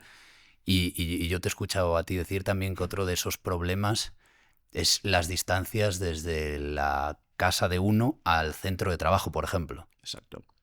Es un problema estructural, tú lo dices muy bien. Los padres no deberían sentirse culpables, pobrecitos míos, pero ¿sabes qué ocurre? Que es que sí se sienten culpables. Ya. Claro, porque no son unos psicópatas. Claro. Entonces se sienten culpables. Entonces dejan a su chiquitín en la guardería y lo dejan sabiendo también, porque también es lo sabido impensado. Me encanta, eso me lo voy a guardar, me encanta. Es lo sabido impensado, que los padres saben todo esto que estoy diciendo, ¿sabes? No lo pueden compartir, no lo pueden comentar, no lo pueden decir, porque el mandato social es que las guarderías son buenas y que además son buenas o no. Pero mira, tú con 4 meses de baja, guapa, tienes que ir a trabajar. Ya. ¿Sabes? Ya está. Sí, no hay más. Con 4 meses si eres asalariada, porque si eres autónoma tienes que ponerte a trabajar a los 4 días. Sí. Sí, así que ese es el mandato, ¿no? Entonces los padres no deberían sentirse culpables. Los padres yo creo que son las primeras víctimas de este sistema neoliberal, de este capitalismo salvaje que estamos viviendo. Los padres son las primeras víctimas. Los sanitarios también somos víctimas, me parece, de todo el sistema, pero al final se sienten culpables cuando dejan al chiquitín y luego el chiquitín viene con mocos, claro, y viene enfermo, y viene enfadado, y claro, está enfadado y te lo acaba haciendo pagar. Porque uno puede hacer en cada momento de su vida lo que quiera. O sea, ¿tú puedes mandar a tu hijo a la guardería? Claro que sí puedes. Y además ahora, otra vez, no te sientas culpable como padre. O sea, no te queda más remedio. Seguramente no te queda más remedio. Podemos hacer casi cualquier cosa, pero casi nada es gratis. Ya. Esto es. Si todo tiene un precio. Todo tiene un precio. Entonces, ¿cuál es el precio que estamos pagando por el cambio en el estilo de crianza? El incremento en los diagnósticos de trastorno mental en la infancia. Que cada día haya más niños en el psicólogo, esa es la factura que estamos pagando por el cambio en el estilo de crianza. Claro, y eso tiene que ser muy complejo de solventar porque al final hay que tirar demasiado del hilo, ¿no? Es complejo de solventar porque estamos hablando ya de fenómenos sociales, de fenómenos culturales, en los que estamos además todos estamos implicados, ¿no? Y todos en países, en estados como el nuestro, democrático, incluso hemos votado. Por determinadas, se vota porque eso se mantenga así, ¿no? Entonces es complicado. Y eso yo no pretendo, no tenemos herramientas para cambiar eso. Me parece que el hecho de que la población y los sanitarios puedan tomar conciencia de esto que estamos comentando aquí, ¿no? Sí. De lo importante de lo social, de lo colectivo. Claro. Que estar mal hoy es un problema colectivo, que no es un problema individual, que no nos dejemos seguir engañando con lo de la serotonina, que no nos falta serotonina, que eso no es así. Eso es importante. Que estar mal es un problema colectivo y que la sociedad y la cultura dominante está intentando hacernos creer que es un problema nuestro, de que no lo superamos, no pasamos página, no nos animamos, no nos relajamos, no somos suficientemente buenos para adaptarnos a esto que es lo que hay que hacer. Entonces los padres saben, en resumen, que dejar al niño en la guardería no es por el niño. O sea, otra vez la gestión de las necesidades. O sea, yo dejo al chiquitín en la guardería, ¿el niño necesita guardería? La respuesta es que no, absolutamente no. Los padres necesitan la guardería. Entonces esto es un ejemplo de falta de sintonía. Ya. Claro, los padres necesitan la guardería. Por eso no quiero hacer un juicio de valor negativo con ellos. Los padres no les queda más remedio que la guardería. Total. Pero el niño no necesita la guardería. Así que esto es un ejemplo de discrepancia ya, ¿no? De falta de sintonía. Porque ¿qué ocurre? El chiquitín es tonto. Tiene un cerebrito todavía que no vale para mucho, pero sin embargo su cerebro emocional, el cerebro cortical, tarda más tiempo en desarrollarse. Poder hablar, poder pensar, razonar, anticipar, todo eso tarda años. Pero el cerebro límbico, el cerebro emocional, se desarrolla mucho antes. Así que el chiquitín ya sabe también, ya se va dando cuenta que lo de la guardería no es una cosa suya. Que lo de la guardería no es Sí, por ya se mi siente bien. como traicionado, ¿no? Genial. Fantástico. Me parece una en el muy fondo buena dice, manera. esto no debería Esto no ser es así. mío. No sé quién soy, ni sé hablar ni nada, pero esto no es mío. O sea, que yo esté aquí rodeado de maleantes. Claro, de maleantes que cada uno, pobrecito mío, que es la ley de la selva, cada uno. Están todos está igual, intentando, además. todos igual, Se están lo han todos lanzado igual. ahí, la ley del más fuerte. Exactamente así. Con lo Claro. cual, cuando digo maleantes, lo digo con mucho cariño, ¿no? Y con mucho respeto, ¿no? Pero están ahí, rodeados de maleantes, a ver quién es el más fuerte, va a sobrevivir mejor, y luego, claro, pues los más débiles van a sobrevivir peor, otra vez con la esponja. Eso es lo que están incorporando. El que viene débil de casa. Eso, viene débil de casa, y la guardería lo que hace es retraumatizar esa debilidad para el resto de su vida, que es lo que quiero insistir. Que lo que somos, tú y yo, tú mucho más joven, yo mucho mayor, lo que somos es el resultado de aquello. Claro. ¿Y cuáles son otros determinantes sociales que la gente no suele tener en cuenta del mundo en el que vivimos que provoque que este malestar colectivo sea tan prominente ahora en nuestra sociedad? Determinantes sociales tienen fundamentalmente que ver con la violencia, tienen que ver con la riqueza. Con la riqueza. Una de las cosas que está haciendo la psiquiatría actual, y que yo me di cuenta de esto también hace muchísimos años y no me gustó y sigue sin gustarme, es que estamos psiquiatrizando la pobreza. Claro, porque la pobreza produce respuestas. Claro, estamos psiquiatrizando la pobreza, estamos medicalizando la pobreza, estamos psiquiatrizando la rabia, estamos psiquiatrizando la tristeza, el miedo, la angustia, lo estamos psiquiatrizando. O sea, todo eso lo hemos convertido en trastornos mentales. Lo que te decía antes, yo soy pobre, yo estoy abandonado, yo no tengo recursos, esto es una ruina, pero no me vuelvas loco. Claro. No me vuelvas loco, porque podemos, decía antes, estoy herido, no estoy enfermo. No me pongas una etiqueta de locura. O sea, mírame como alguien que está sufriendo. Y que está sufriendo seguramente porque tiene mucho que ver con esos determinantes sociales, ¿no? En determinantes sociales, como ejemplo, ¿dónde has nacido? Pesa mucho más. Hoy se sabe que en nuestra vida tiene mucha más importancia el código postal que el código genético. Sí. Mira, te cuento un caso que lo leí el otro día en El País, en concreto, ¿no? Vale. Entre Pozuelo de Alarcón, el pueblo, el municipio de Pozuelo de Alarcón, y el municipio de Parla, en línea recta puede haber 15 kilómetros, 16. Fíjate, estamos hablando de la Comunidad de Madrid, un pueblo, Pozuelo de Alarcón al oeste y Parla un poquito al sur. Hay 2 años de diferencia de expectativa de vida. 2 años. Cifras del año pasado, cifras del año 25, vamos. 2 años, o sea, 2 años de diferencia en la expectativa de vida de haber nacido en Pozuelo de Alarcón o haber nacido en Parla. Entonces, esos son determinantes sociales. Eso tiene muchísimo que ver con qué, pues con la pobreza, y para empezar con qué, pues naturalmente con la alimentación, con la posibilidad de que no hayas ido a la guardería tan pronto, ¿sabes? De que hayas tenido más disponibilidad, claro, de mamá, porque mamá a lo mejor ha podido ocuparse más tiempo de ti, has comido mejor, con toda seguridad, estás rodeado de verde. El contacto con la naturaleza es también, como sabemos hoy, absolutamente fundamental para el desarrollo correcto del sistema psiconeuroendocrino inmunitario. Las personas rodeadas de verde tienen menos enfermedades infecciosas. Vale. Esto es, porque el sistema inmunitario otra vez tiene que ver con este bienestar. Estas personas, otra vez de la esponja que decíamos, tienen un sistema inmunitario mucho más fuerte. Claro, porque el sistema inmunitario tampoco se puede separar otra vez de lo afectivo, de lo relacional, ¿no? Las personas deprimidas tienen también infecciones con más frecuencia. Porque la depresión no solamente afecta a lo mental, esa es otra vez una trampa. La depresión también deprime el intestino, eso que llamamos depresión. También afecta al intestino y afecta al sistema inmunitario. Y las personas con diagnóstico de depresión tienen más enfermedades infecciosas. Exacto. Consumen más tóxicos, comen peor.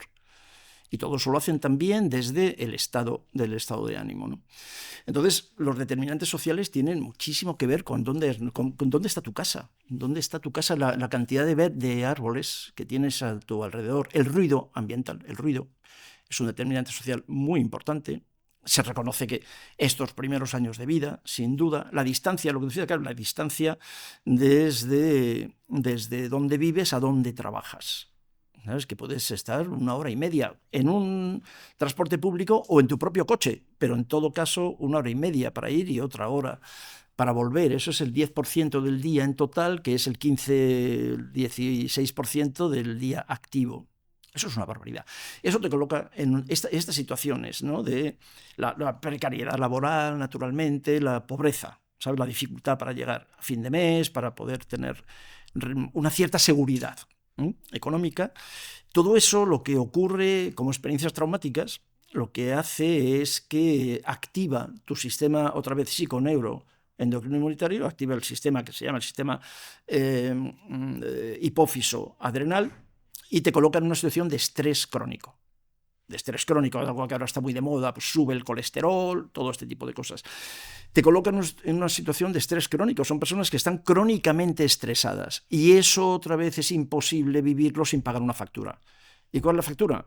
El lupus eritematoso sistémico. Como ejemplo de factura. La factura es la esquizofrenia. La factura es la fibromialgia. La factura es la depresión, la anorexia o el consumo de tóxicos. O sea, que el estrés crónico, perdona si lo he simplificado demasiado, te puede llevar a desarrollar esquizofrenia. Por supuesto. ¿Sí? De hecho, claro, la esquizofrenia se puede entender ahora mismo en la psiquiatría contemporánea, se puede entender de 2 formas. La esquizofrenia se puede entender como un déficit o como una defensa. Una parte de la psiquiatría biológica, más directamente relacionada con la industria farmacéutica y con la farmacia, te dirá que la esquizofrenia es un déficit. Y que la esquizofrenia es un déficit en el metabolismo, en el intercambio sináptico de dopamina. Vale. Que pasan cosas con la dopamina, que es verdad. Entonces es un déficit que vamos a corregir con fármacos antineurolépticos, antipsicóticos que actúan sobre el equilibrio de la dopamina. Correcto, eso es una manera de verlo. Y luego esta otra psiquiatría en la que yo me incorporo, me apunto, claro, que es que considera que la esquizofrenia puede ser una defensa, que la esquizofrenia puede ser adaptativa, que la esquizofrenia puede ser, y que de hecho es, nos parece, en muchos casos al menos, la única manera que tiene esa persona para escapar del infierno que está viviendo, en forma de estrés crónico. Buah. Entonces el brote esquizofrénico es una manera de intentar adaptarse, es una manera de salir. Me preguntabas antes por algún paciente que me ha explicado cosas hace muchos años, todavía era muy joven, tengo oportunidad de ver a un chaval pues de mi edad, en aquel momento, ¿no? 20 y tantos, 30 años, que consulta. Yo estaba en el hospital, entonces estaba viviendo una adicción a heroína. Vale. Era la época, en los años 80, Sí, además, claro. del máximo, exacto.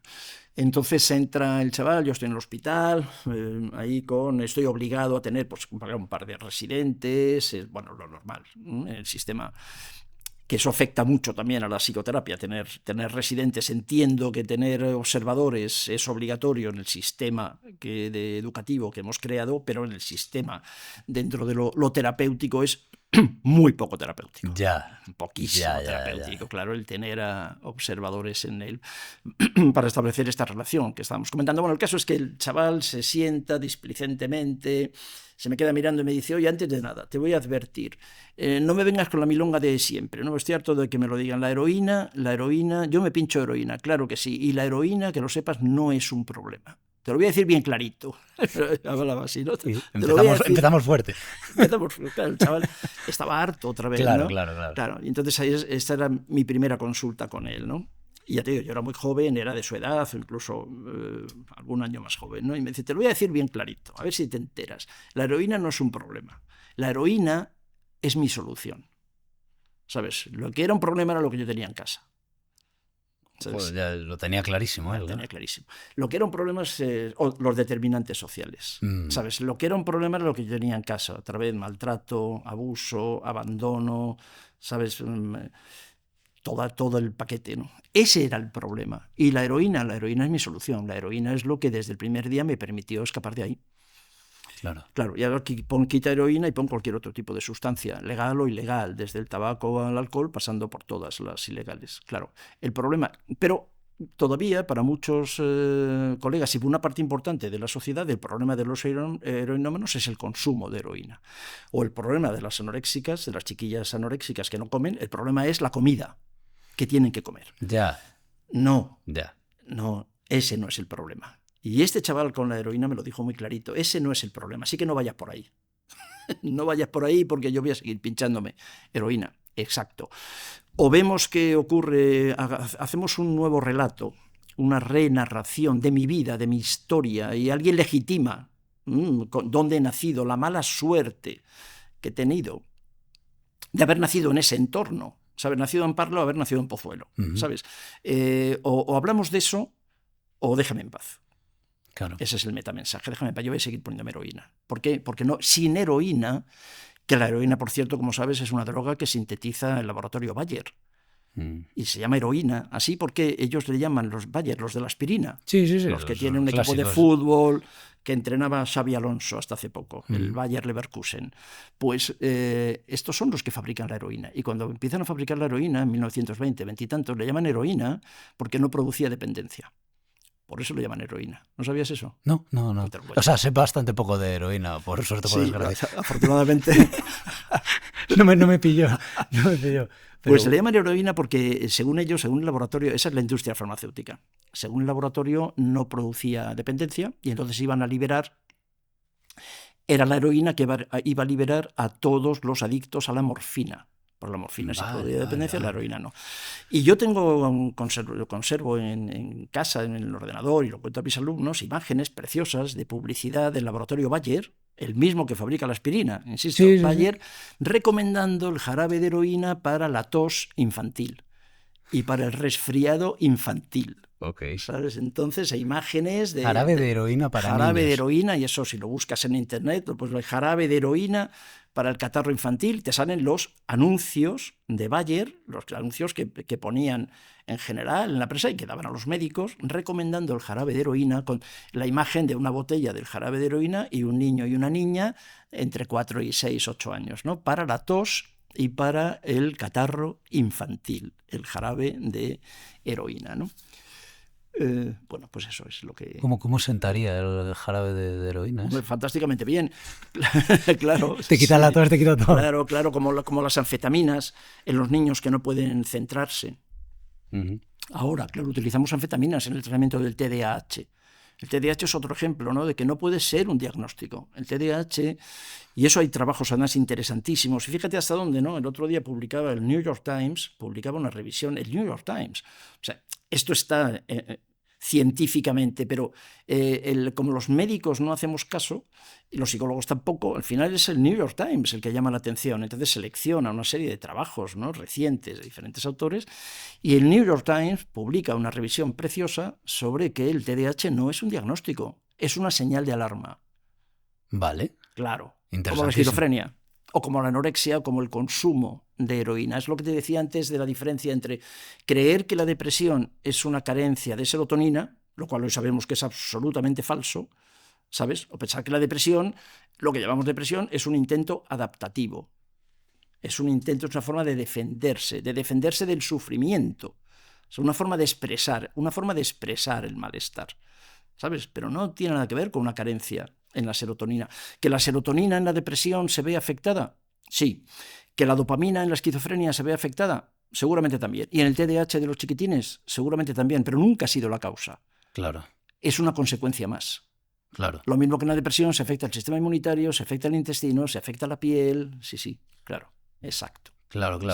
Porque de hecho te iba a preguntar, porque yo creo que es una duda que tiene mucha gente, porque a día de hoy se habla de depresión y como comentábamos anteriormente antes de empezar el podcast, a día de hoy parece que a la depresión hay una persona que tiene depresión y tiene unos síntomas y otra persona que está como ligeramente mosqueada o ligeramente hastiada y también puede ser que tenga depresión. Es como que a día de hoy muchísima gente tiene depresión. Entonces, para que la gente lo entienda y lo pueda como interiorizar, ¿qué es la depresión exactamente? Pues eso te lo podría contestar con prácticamente cualquier otro diagnóstico, ¿no? Vale. Los trastornos mentales no son enfermedades. Hacer un diagnóstico psiquiátrico no es una enfermedad. ¿Vale? Entonces, ¿qué es la depresión? Pero como la anorexia o como la esquizofrenia, estamos diciendo el trastorno bipolar, no son enfermedades del cerebro, no son enfermedades, son trastornos, son maneras de manifestar el sufrimiento. Dicho de una forma simple. Son diferentes maneras de manifestar el sufrimiento humano. O sea, lo que es indiscutible es el sufrimiento. Cuando algunas veces yo digo con ánimo de provocar, ¿no?, la depresión no existe o la ansiedad no existe, pues hay personas que se enfadan conmigo y quiero aprovechar para explicarlo, ¿no? Vale. El diagnóstico de ansiedad, el diagnóstico de trastorno por ansiedad generalizada es un diagnóstico que se ha inventado, como el diagnóstico de fobia social o el de bulimia nerviosa. El diagnóstico es inventado. El sufrimiento de estas personas no, naturalmente. Claro, yo digo, el trastorno de ansiedad se lo han inventado, entonces hay alguien que está pasando eso y me dice, entonces lo que a mí me pasa, ¿qué es? Ya se agobia más. Y claro, y me parece que es injusto que no lo entienda, por eso lo quiero explicar, ¿no? Vale, y a mí genial. lo que me pasa, ¿qué es? Pues a ti lo que te pasa es que lo estás pasando mal. Y si quieres hablamos de lo que te pasa. Y entonces en cuanto que me cuentes tu historia, vamos a entender exactamente por qué lo estás pasando mal. Y el diagnóstico de trastorno mental no te ayuda demasiado, porque lo que hemos hecho con el sistema sanitario actual es que esta etiqueta diagnóstica lleva inmediatamente aparejado una técnica psicoterapéutica y, lo que es mucho peor y mucho más frecuente, un tratamiento farmacológico. Ya. ¿Saben? Entonces, ¿qué es la depresión? Una manera de estar mal, una manera individual de manifestar el sufrimiento colectivo. Eso es la depresión. ¿Ya? Sí. Entonces, a ti te pasan cosas. Son buenas noticias. Yo creo que sí. A mí me parece que esto es una visión optimista. A ti te pasan cosas, a ti te han pasado, mejor, a ti te han pasado cosas desde que tus padres se conocieron, recuerda. Incluso no depende ni de tu infancia, que ya no eras ni consciente, viene de antes. Claro, porque tus padres, otra vez ahí, cuando empiezan a imaginarte, ¿no? Cuando empiezan a imaginarte ya y empiezan a pensar en tu nombre, ya están haciendo definiciones, ya están haciendo mandatos, ya tienen expectativas. Ya te están condicionando, ¿no? Eso es. Con el nombre. Exacto, con el nombre, con la elección del nombre, ya te están condicionando naturalmente. Yo creo que eso es interesante porque yo estuve en terapia como 2 años y me acuerdo que a mi psicóloga le llamaba la atención por qué me había preguntado en plan, oye, ¿y a ti tu madre por qué te puso René? Y yo siempre pensando, ¿qué mierda de pregunta es esa? ¿Sabes? Yo qué sé, porque le gustó. Y a partir de ahí empezó y sacamos cosas, porque es justo lo que acabas de explicar tú muy bien. Son las expectativas. A partir de ahí, de que nuestros padres se conocen, empiezan a imaginarnos, empiezan ya a colocar expectativas. Luego esas expectativas se pueden cumplir o no. Si se cumplen, fantástico, ya vas sobre raíles. Si no se cumplen, entonces ya tienes un primer problema de enfrentamiento. Claro. ¿Sabes? Si te llaman como tu abuelo, estás condicionado realmente a ser como tu abuelo, en principio, ¿no? Exactamente así. Y si no funciona, pues ya has fallado, aunque seas tú como tendrías que ser, ¿no? Exactamente así, estamos exagerándolo, ¿no? Pero, sí, bueno, claro. pero esto es un elemento que merece la pena poner encima de la mesa. Total. Estas cosas influyen. Lo que quiero decir es que influye todo. O sea, que cuando estamos hablando, tú me decías, pero los primeros 1000 días, yo te decía, los primeros 1000 días y mucho antes, y mucho después, ¿sabes? Ya. Que influye todo. O sea, que terminemos con el de repente, que la pregunta es ¿qué te ha pasado? Que no podemos seguir haciendo medicina o psicología con el ¿qué te pasa? Que es la pregunta, ¿qué te pasa? Pues me pasa esto, ¿no? Entonces me pasa esto, entonces yo lo diagnostico de depresión y te voy a poner un antidepresivo, porque te falta serotonina. No, ya está. Ahí estamos cronificando a una persona. Claro. Y hemos perdido la oportunidad de poder entender, no el que te pasa, de poder entender el que te ha pasado. Y como esto que me cuentas hoy, que me estás contando hoy en la consulta, tiene que ver con lo que te ha pasado. Y como a su vez lo que te ha pasado condiciona tu manera de responder en este momento a las exigencias socioculturales del momento que te ha tocado vivir. Claro. ¿Sabes? ¿Y cómo lo haces? Pues lo estás haciendo mal. Que a eso le llamemos depresión, le pongamos un antidepresivo, no ayuda a nada. El diagnóstico no ayuda a nada, absolutamente nada. Al revés, es convertir una herida en una enfermedad, una herida en un trastorno. Entonces dejamos de tener a una persona sufriendo, a un ser humano sufriendo, para convertirle en un trastornado. ¿Te das cuenta del matiz? Sí, e incluso que se llegue a volver su identidad, ¿no? Porque mucha gente se acaba identificando con el síntoma. Eso es. Y ya después les cuesta más salir porque hasta incluso le pillan como, no cariño, pero se acostumbran. No, y tiene sentido, a corto plazo tiene sentido. Esto es, en este mundo que hemos creado todos, ¿no? Este sufrimiento que durante toda la vida el ser humano ha vivido sufriendo, ¿eh? No se llamaban depresión. Eso es importante. Yo últimamente estoy reflexionando sobre eso. Se lo digo a la gente. Cuando hablo con la gente y hay gente que me pregunta, me pide consejo, digo, piensa que todo el mundo ha sufrido desde que el mundo es mundo. Rollo, porque a mí me sirve de consuelo, ¿eh? Yo cuando me quejo, a veces parece como que es de ahora. ¡Buah, cómo sufrimos ahora! ¿No? Mira cómo está el mundo. Digo, no, es que el mundo ha sido un caos desde el principio. Hay que intentar ordenarlo, pero eso es caos puro. Exactamente así. Ahora lo que pasa es que nosotros le ponemos nombre a estas cosas, ¿no? Pero personas con lo que hoy llamamos depresión, yo me las imagino, hablando de determinantes sociales, me los imagino en la Edad Media con... Había otros sistemas de adaptación, había otros sistemas de protección, trabajabas al lado de casa, tenías a toda la familia, no había guarderías, quiero decir, había otros sistemas de protección. Había aldeanos medievales deprimidos. Yo soy muy mayor, pero no... Te pregunto como si hubieses estado ahí, ¿no? No iba por ahí tampoco. No estaba allí. Pero estoy seguro que sí. Lo que también estoy seguro es que había menos. Sí, eso sí podemos vale. Antropológicamente parece que eso podemos estar. Que el incremento en la manifestación del sufrimiento es muy siglo XXI y muy de primer mundo. Porque también una de las cosas que hemos hecho en este fenómeno que se llama de la psiquiatrización es no tolerar mínimamente la frustración. Cosa que los aldeanos de la Edad Media yo me los imagino frustrados desde que nacen y ya está. Total. ¿Sabes? Entonces tenían también unas capacidades de adaptación que ahora no tenemos. En esta happycracia en la que vivimos, en la que es obligatorio ser feliz, que algo te salga mal es insoportable. E inmediatamente te provoca un sufrimiento que tiene que ser ya diagnosticado como un trastorno. Entonces, estos aldeanos de la Edad Media, aldeanos y probablemente nobles de la Edad Media, pues esa tolerancia a la frustración nacían con ella. O sea, venía de fábrica, igual que ahora. Lo que pasa es que ahora, pues, dentro de este estilo de crianza del siglo XXI, la tolerancia a la frustración se ha perdido. No toleramos la frustración. Total. Porque lo que nos venden otra vez en el sistema de valores es que tienes que ser feliz todo el día. Y que tienes que conseguir todo lo que quieras porque tú puedes. Eso es una trampa terrible. Y que no tienes por qué sufrir. Y que no tienes por que qué hay sufrir. servicios y productos que te van a ayudar a no sufrir. Genial, fantástico. No tienes por qué sufrir y en el momento en el que te encuentras un poquito mal, psicoterapia para todos. No.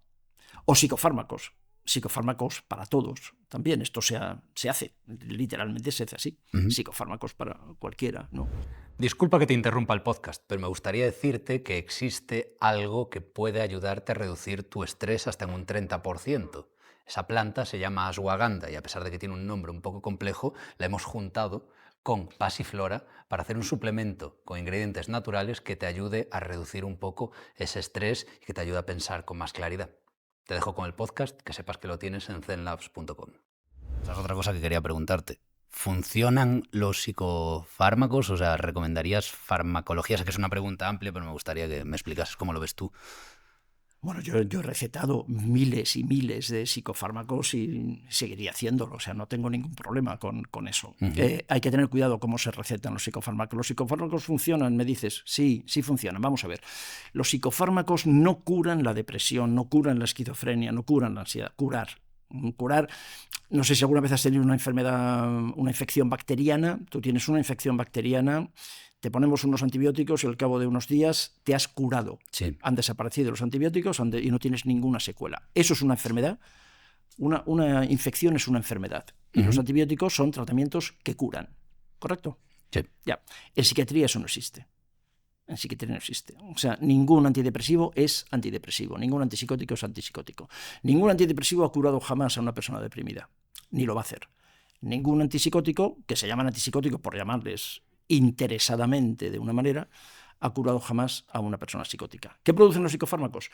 Estados alterados de conciencia, estados mentales alterados que suelen ser preferidos por la persona que está mal. Entonces, si yo estoy, el nivel de sufrimiento al que he llegado es de tal nivel que no puedo levantarme de la cama, no puedo pensar, no puedo moverme, el antidepresivo, y estoy muy angustiado y soy muy sensible a todas las emociones, el antidepresivo, ¿qué hace? El antidepresivo incrementa un poco el tono vital y sobre todo me convierte en un pasota. Entonces ya no soy tan sensible a las emociones, a los estímulos externos, al rechazo, ya no soy... ¿Me ha curado la depresión? En absoluto, pero me ha ayudado. Claro. Se ve eso, pero los antidepresivos no curan la depresión. Los antidepresivos producen estados mentales alterados, alteran los estados mentales, y ese estado mental del antidepresivo puede ser preferido.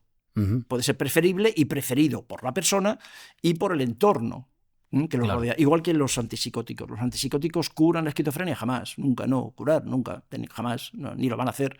Pero es verdad que si estás en pleno brote psicótico, con alucinaciones, con delirios que pueden poner en peligro, eso es exactamente así, tu vida, la vida de los demás, los antipsicóticos reducen ese riesgo, claramente. ¿Pero te curan de la esquizofrenia? Absolutamente para nada. Claro, sería interesante trabajarlo simultáneamente con psicoterapia. Interesante no, es imprescindible. Claro. Es imprescindible. Claro, que creo que eso es algo que la gente a veces se confunde porque el debate, al menos a nivel de calle, está en de, esta persona se encuentra mal, debería tomar medicación, ¿no? Le vendría bien, le vendría mal. Y yo creo que, bueno, lo que tú has comentado es perfecto, ¿no? Porque al final eso no te lo va a curar. No te lo va a curar. Lo que sí te puede ayudar es en un momento en el que estés tan mal que seas incluso un peligro para ti mismo, para los demás, y ahí empezar a trabajar de otra manera, ¿no? Sin duda. Sin duda, los fármacos en psiquiatría son un recurso, pero no son el tratamiento. Yo creo que este es como genial, mejor lo definiría, ¿no? Los fármacos son un recurso que puedes utilizar, como podríamos utilizar muchísimos otros, ¿no? Como el estilo de vida, el cambio del estilo de vida. O sea, mejora mucho más cuantitativamente, en términos de puntuación, mejora la depresión, mucho más puntos en dormir bien que un antidepresivo. ¿Sí? Sí. ¿Está medido eso? Sí, está medido.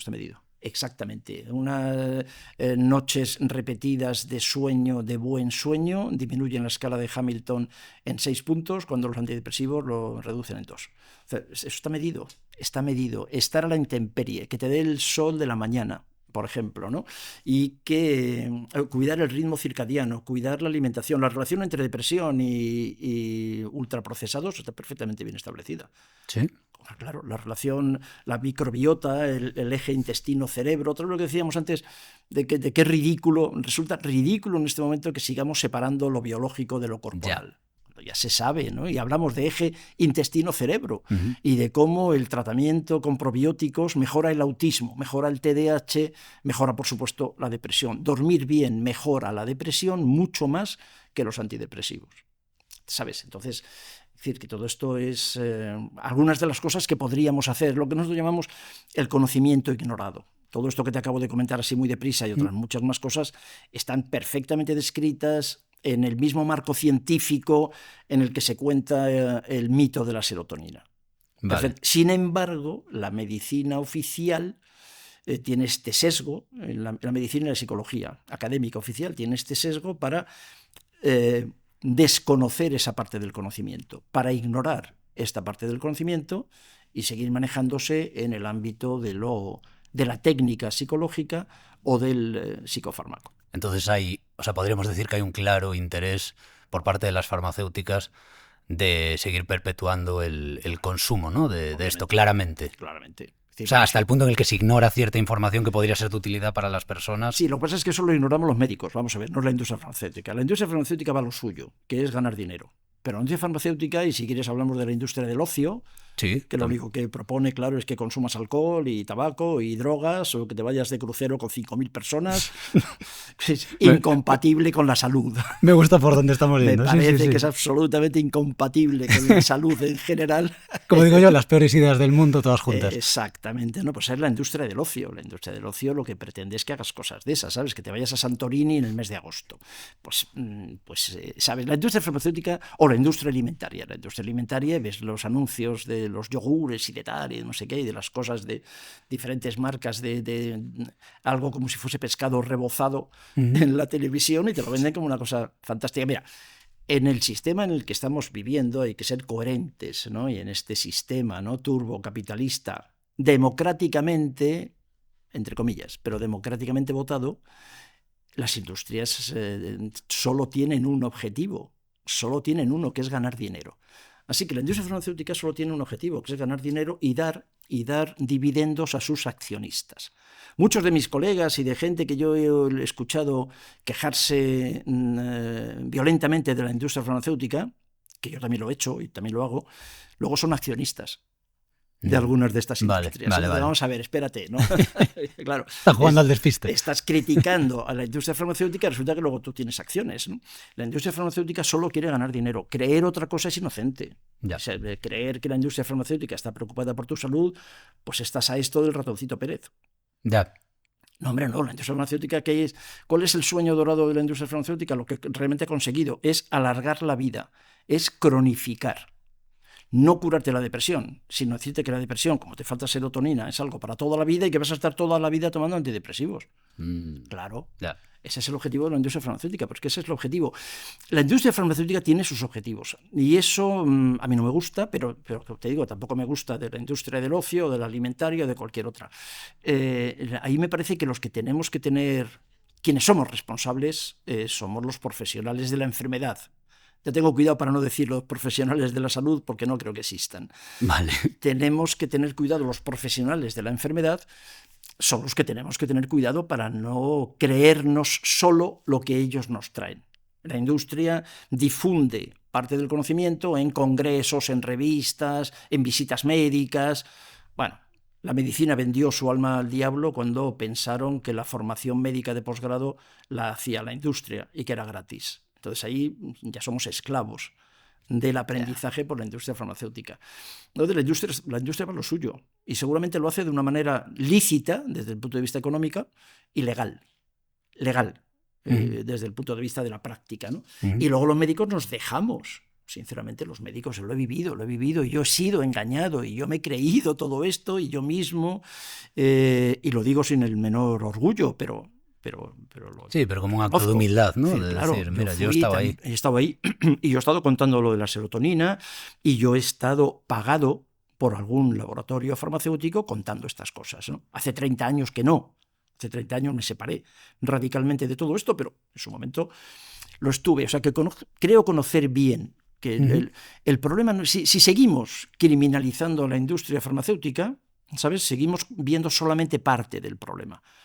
Parte del problema tiene que ver con la educación médica, con qué es lo que se aprende en las facultades y qué es lo que después el médico y el psicólogo, o sea, medicina o psicología, que para empezar me resulta tremendamente paradójico tener que hablar de dos carreras diferentes, otra vez la dicotomía, ¿no? Ya, separar las cosas, ¿no? Esto es, no creemos en la dicotomía mente-cuerpo, pero no creemos en eso, pero enseñamos psicología en un edificio, medicina en el otro. ¿Vale? Separados. Hay hospitales generales en un lado y luego centro de salud mental en otro. Está separado, ¿te das cuenta? Sí. Absolutamente separado. Sí, no todo, tiene sentido realmente. Bueno, ahora que lo comentas. Tiene un sentido administrativo, pero eso no hace. Eso, lo que me preocupó siempre desde que empecé a ver pacientes era lo mal que tratábamos a los pacientes. Con estas cosas. ¿Sabes? Con estas divisiones, con estas maneras tan cortoplacistas y estas maneras muy de corto de vista de ver a la persona. Veíamos solo trocitos. Eso se ha empeorado con los años. Desde mi historia como profesional he podido ver cómo esto cada día es un poco peor. Entonces, ¿la industria tiene parte de responsabilidad? Claro que sí, pero ¿y nosotros? ¿Sabes? Los médicos, ¿cómo hemos hecho? También cómo hacemos para seguir ignorando este conocimiento que tiene que ver con el estilo de vida, con lo del sueño, te digo, la alimentación, el sedentarismo, el caminar, algunas de las cosas que he visto ahora en este reto que planteáis, ¿no? Sí. Los retos, eso está muy bien demostrado científicamente que es más útil que los psicofármacos. Ya. Es que realmente te honra mucho que hables de estas cosas con esa claridad, siendo tú médico y psiquiatra y llevando, pues, tantos cuantos años llevas ejerciendo, o sea, muchísimos, ¿no? Pues mira, me daba cuenta esta mañana cuando venía para acá que exactamente este mes hace 50 años que me colegié.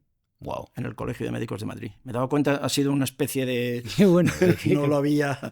Enhorabuena. No, gracias. Qué pasada. No lo había pensado, pero justo yo terminé la carrera en septiembre, suspendí alguna asignatura en junio y nunca fui demasiado buen estudiante. La carrera de medicina me pareció un bodrio desde el primer día y aprendí algunas cosas de algunos, recuerdo con mucho cariño, mucho respeto, 4 o 5 profesores, pero lo demás me pareció impresentable.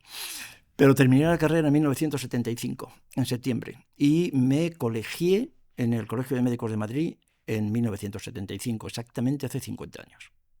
Qué barbaridad. Por eso digo que te honra mucho, porque yo creo que esto es un ejemplo para muchas personas que a veces sospechan algo o quieren contar algo de lo que sea, de sus propios demonios internos o de algo que ellos están viendo en su realidad, en sus trabajos o en su día a día, y que no se atreven porque como nadie lo dice, ¿no? Pues seguimos hacia adelante como un rebaño de ovejas a un precipicio, ¿no?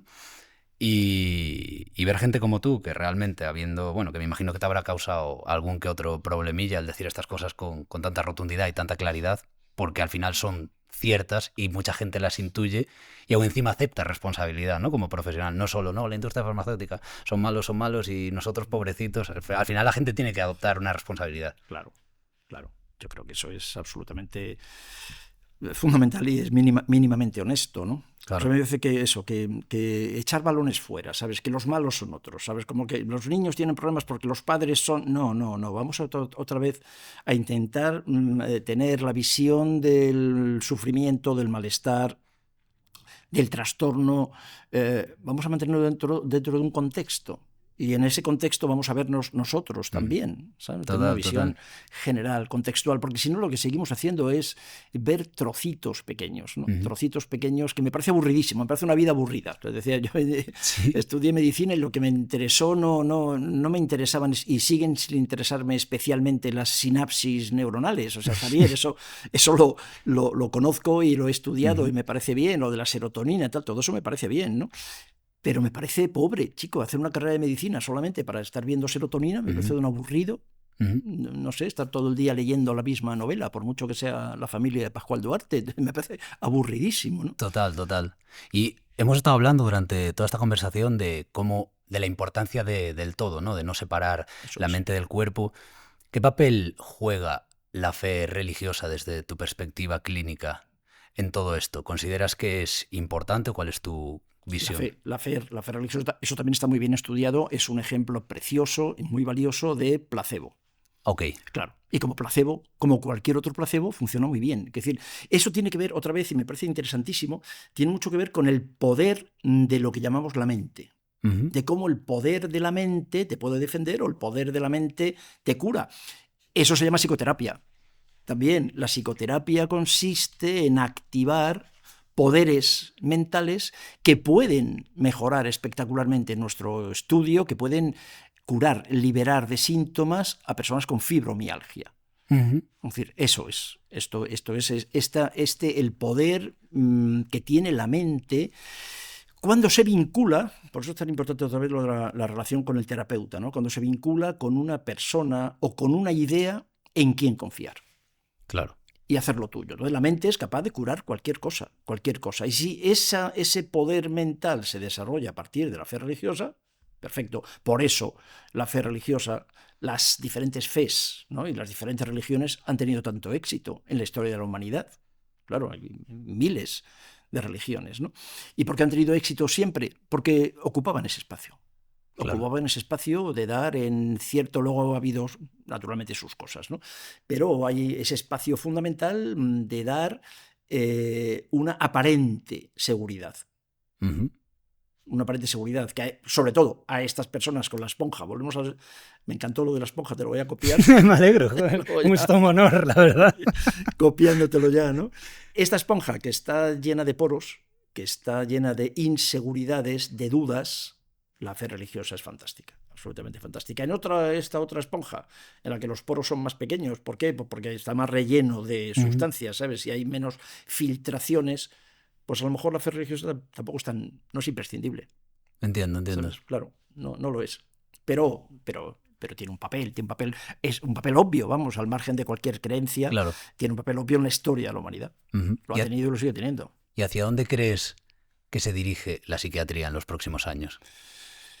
Pues la psiquiatría biológica, lo que hasta ahora en los últimos 40 años se ha llamado psiquiatría biológica, que es la psiquiatría de la búsqueda de la serotonina, de la genética, de los neurotransmisores, de qué es la biología, de que los trastornos mentales son enfermedades del cerebro. Esa psiquiatría yo creo que está muriéndose.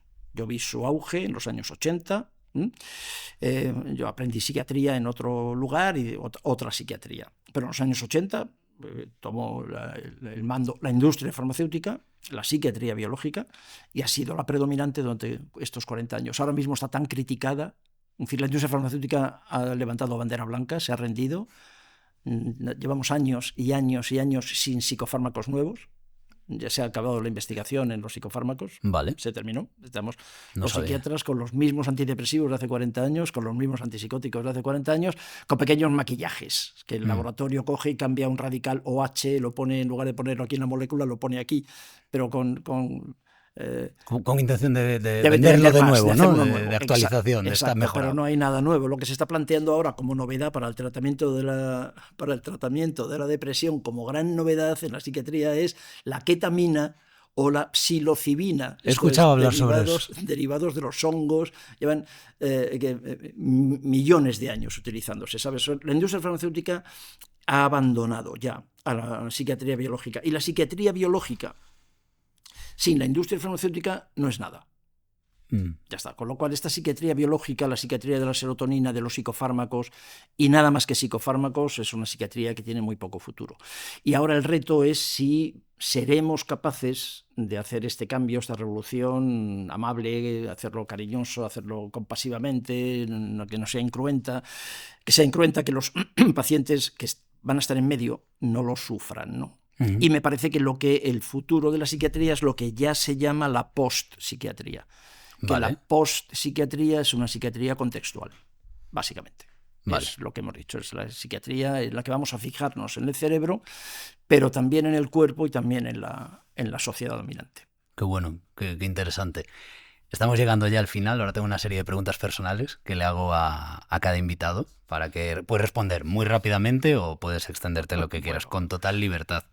Pero que sepas que me ha resultado interesantísima la conversación de hoy. Ojalá a la gente le guste porque creo que has sido capaz de condensar en cosas muy, muy amplias, en muy poco tiempo, de manera muy clara. Y creo que va a ser de ayuda. Conozco a mi audiencia, más o menos, y al menos yo, si lo estuviese viendo, estaría como, ¡guau! Este es increíble, metería like ahí duro. O sea, que te lo agradezco. No, te lo agradezco a ti, que me hayas dado la oportunidad. He disfrutado mucho. Qué bueno, He disfrutado mucho, René. Pues ahora vienen las preguntas personales. Cuéntame. Si no quieres responder alguna, no pasa nada. ¿Crees en Dios? No.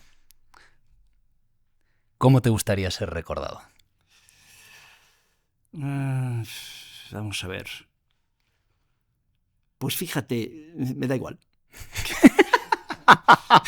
Venga, no, me da igual. Me da igual. Quiero decir, eso, pregúntale a mi hijo que está aquí. O sea, ¿cómo le gustaría a él recordar a su padre? O sea, yo cuando me muera, me he muerto. Y entonces me preocupa más cómo me piensen ahora.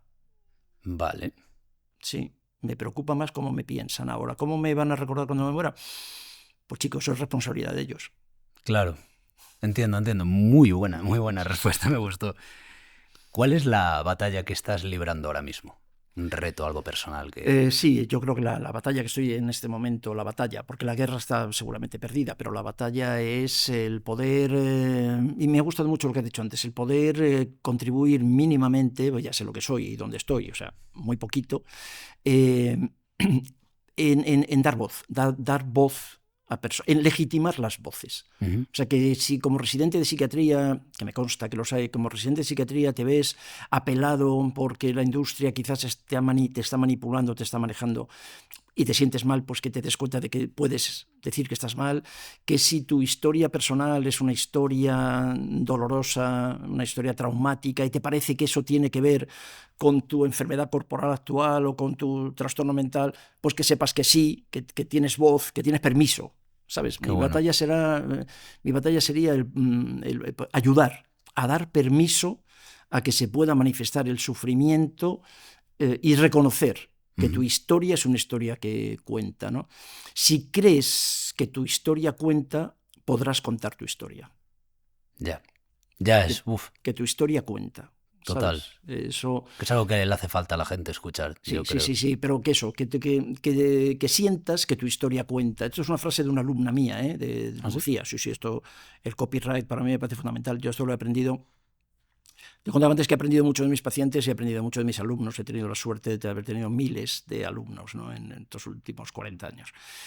Y una de mis alumnas, Lucía López, me regaló esta frase de un libro suyo precioso, un libro que se llama Mírame entera. Me pareció precioso, un libro que me pidió que prologara y lo hice encantado, ¿no? Porque ese es eso es de lo que estamos hablando. Mírame entera. Mírame entera. Es como la petición, la batalla. La batalla es que miremos a nuestros pacientes enteros. Totalmente. Volviendo de mírame entera. ¿Sabes? Y una de las frases que me regaló Lucía era esto, ¿no? Si sientes que tu historia cuenta, podrás contar tu historia. Si lo que sientes es que tu historia no cuenta, porque el profesional que te está escuchando no tiene tiempo para escucharte, está en otra cosa, entonces no contarás tu historia. Y esto es otra vez, volviendo para terminar, la batalla a la que me incorporo, ¿no? Cuenta, tu historia cuenta, seguro. Cuéntala. Qué bueno. ¿Qué es el éxito para ti? Pues que mi hijo quiera estar conmigo. Tengo 4 fantásticos, ¿no? 4 personas maravillosas, pero vamos, que uno de ellos está aquí y está allí. Y estoy aquí gracias a él. Es decir, que en todo caso en mi batalla tiene mucho que ver Ignacio, porque ha sido él el que ha creado todo esto. O sea, el creador de la red social, el creador de colocarme a mí en esto. Qué bueno. Ya. Hace muy poco tiempo, además, hace 6 o 8 meses, ha sido él. Vale. Buen trabajo. ¿Eres feliz? Sí. Y la última. ¿Cuál es tu propósito en la vida? Pues exactamente lo que yo he vivido, morirme bien, morirme tranquilo. Como cantaba, no me acuerdo quién era ahora mismo, puedo morir mañana, ¿no? Ya nada espero. Yo creo que he vivido bien. A mí me parece que el miedo a la muerte tiene mucho más que ver con el miedo a no haber vivido. Totalmente. Entonces yo he vivido bien. El propósito, pues el propósito otra vez ayudar, si puedo ayudar a alguien, ¿sabes? Con esto, si puedo pues seguir compartiendo tiempo con mi familia, pues ese es el propósito, ¿sabes? No quiero trascender, la trascendencia no me interesa lo más mínimo. Vale, perfecto. No me interesa nada. Pues hemos llegado ya al final. José Luis, muchísimas gracias. De corazón, ha sido para mí una conversación fantástica. Espero que hayas estado cómodo. Muy cómodo. Y te lo agradezco muchísimo. He disfrutado mucho. ¿Sí? Sí. Qué bueno. Yo también. Aparte me llevo un mogollón de inputs y un mogollón de información y ojalá a la gente le guste y ojalá pues repitamos en un futuro con otros temas.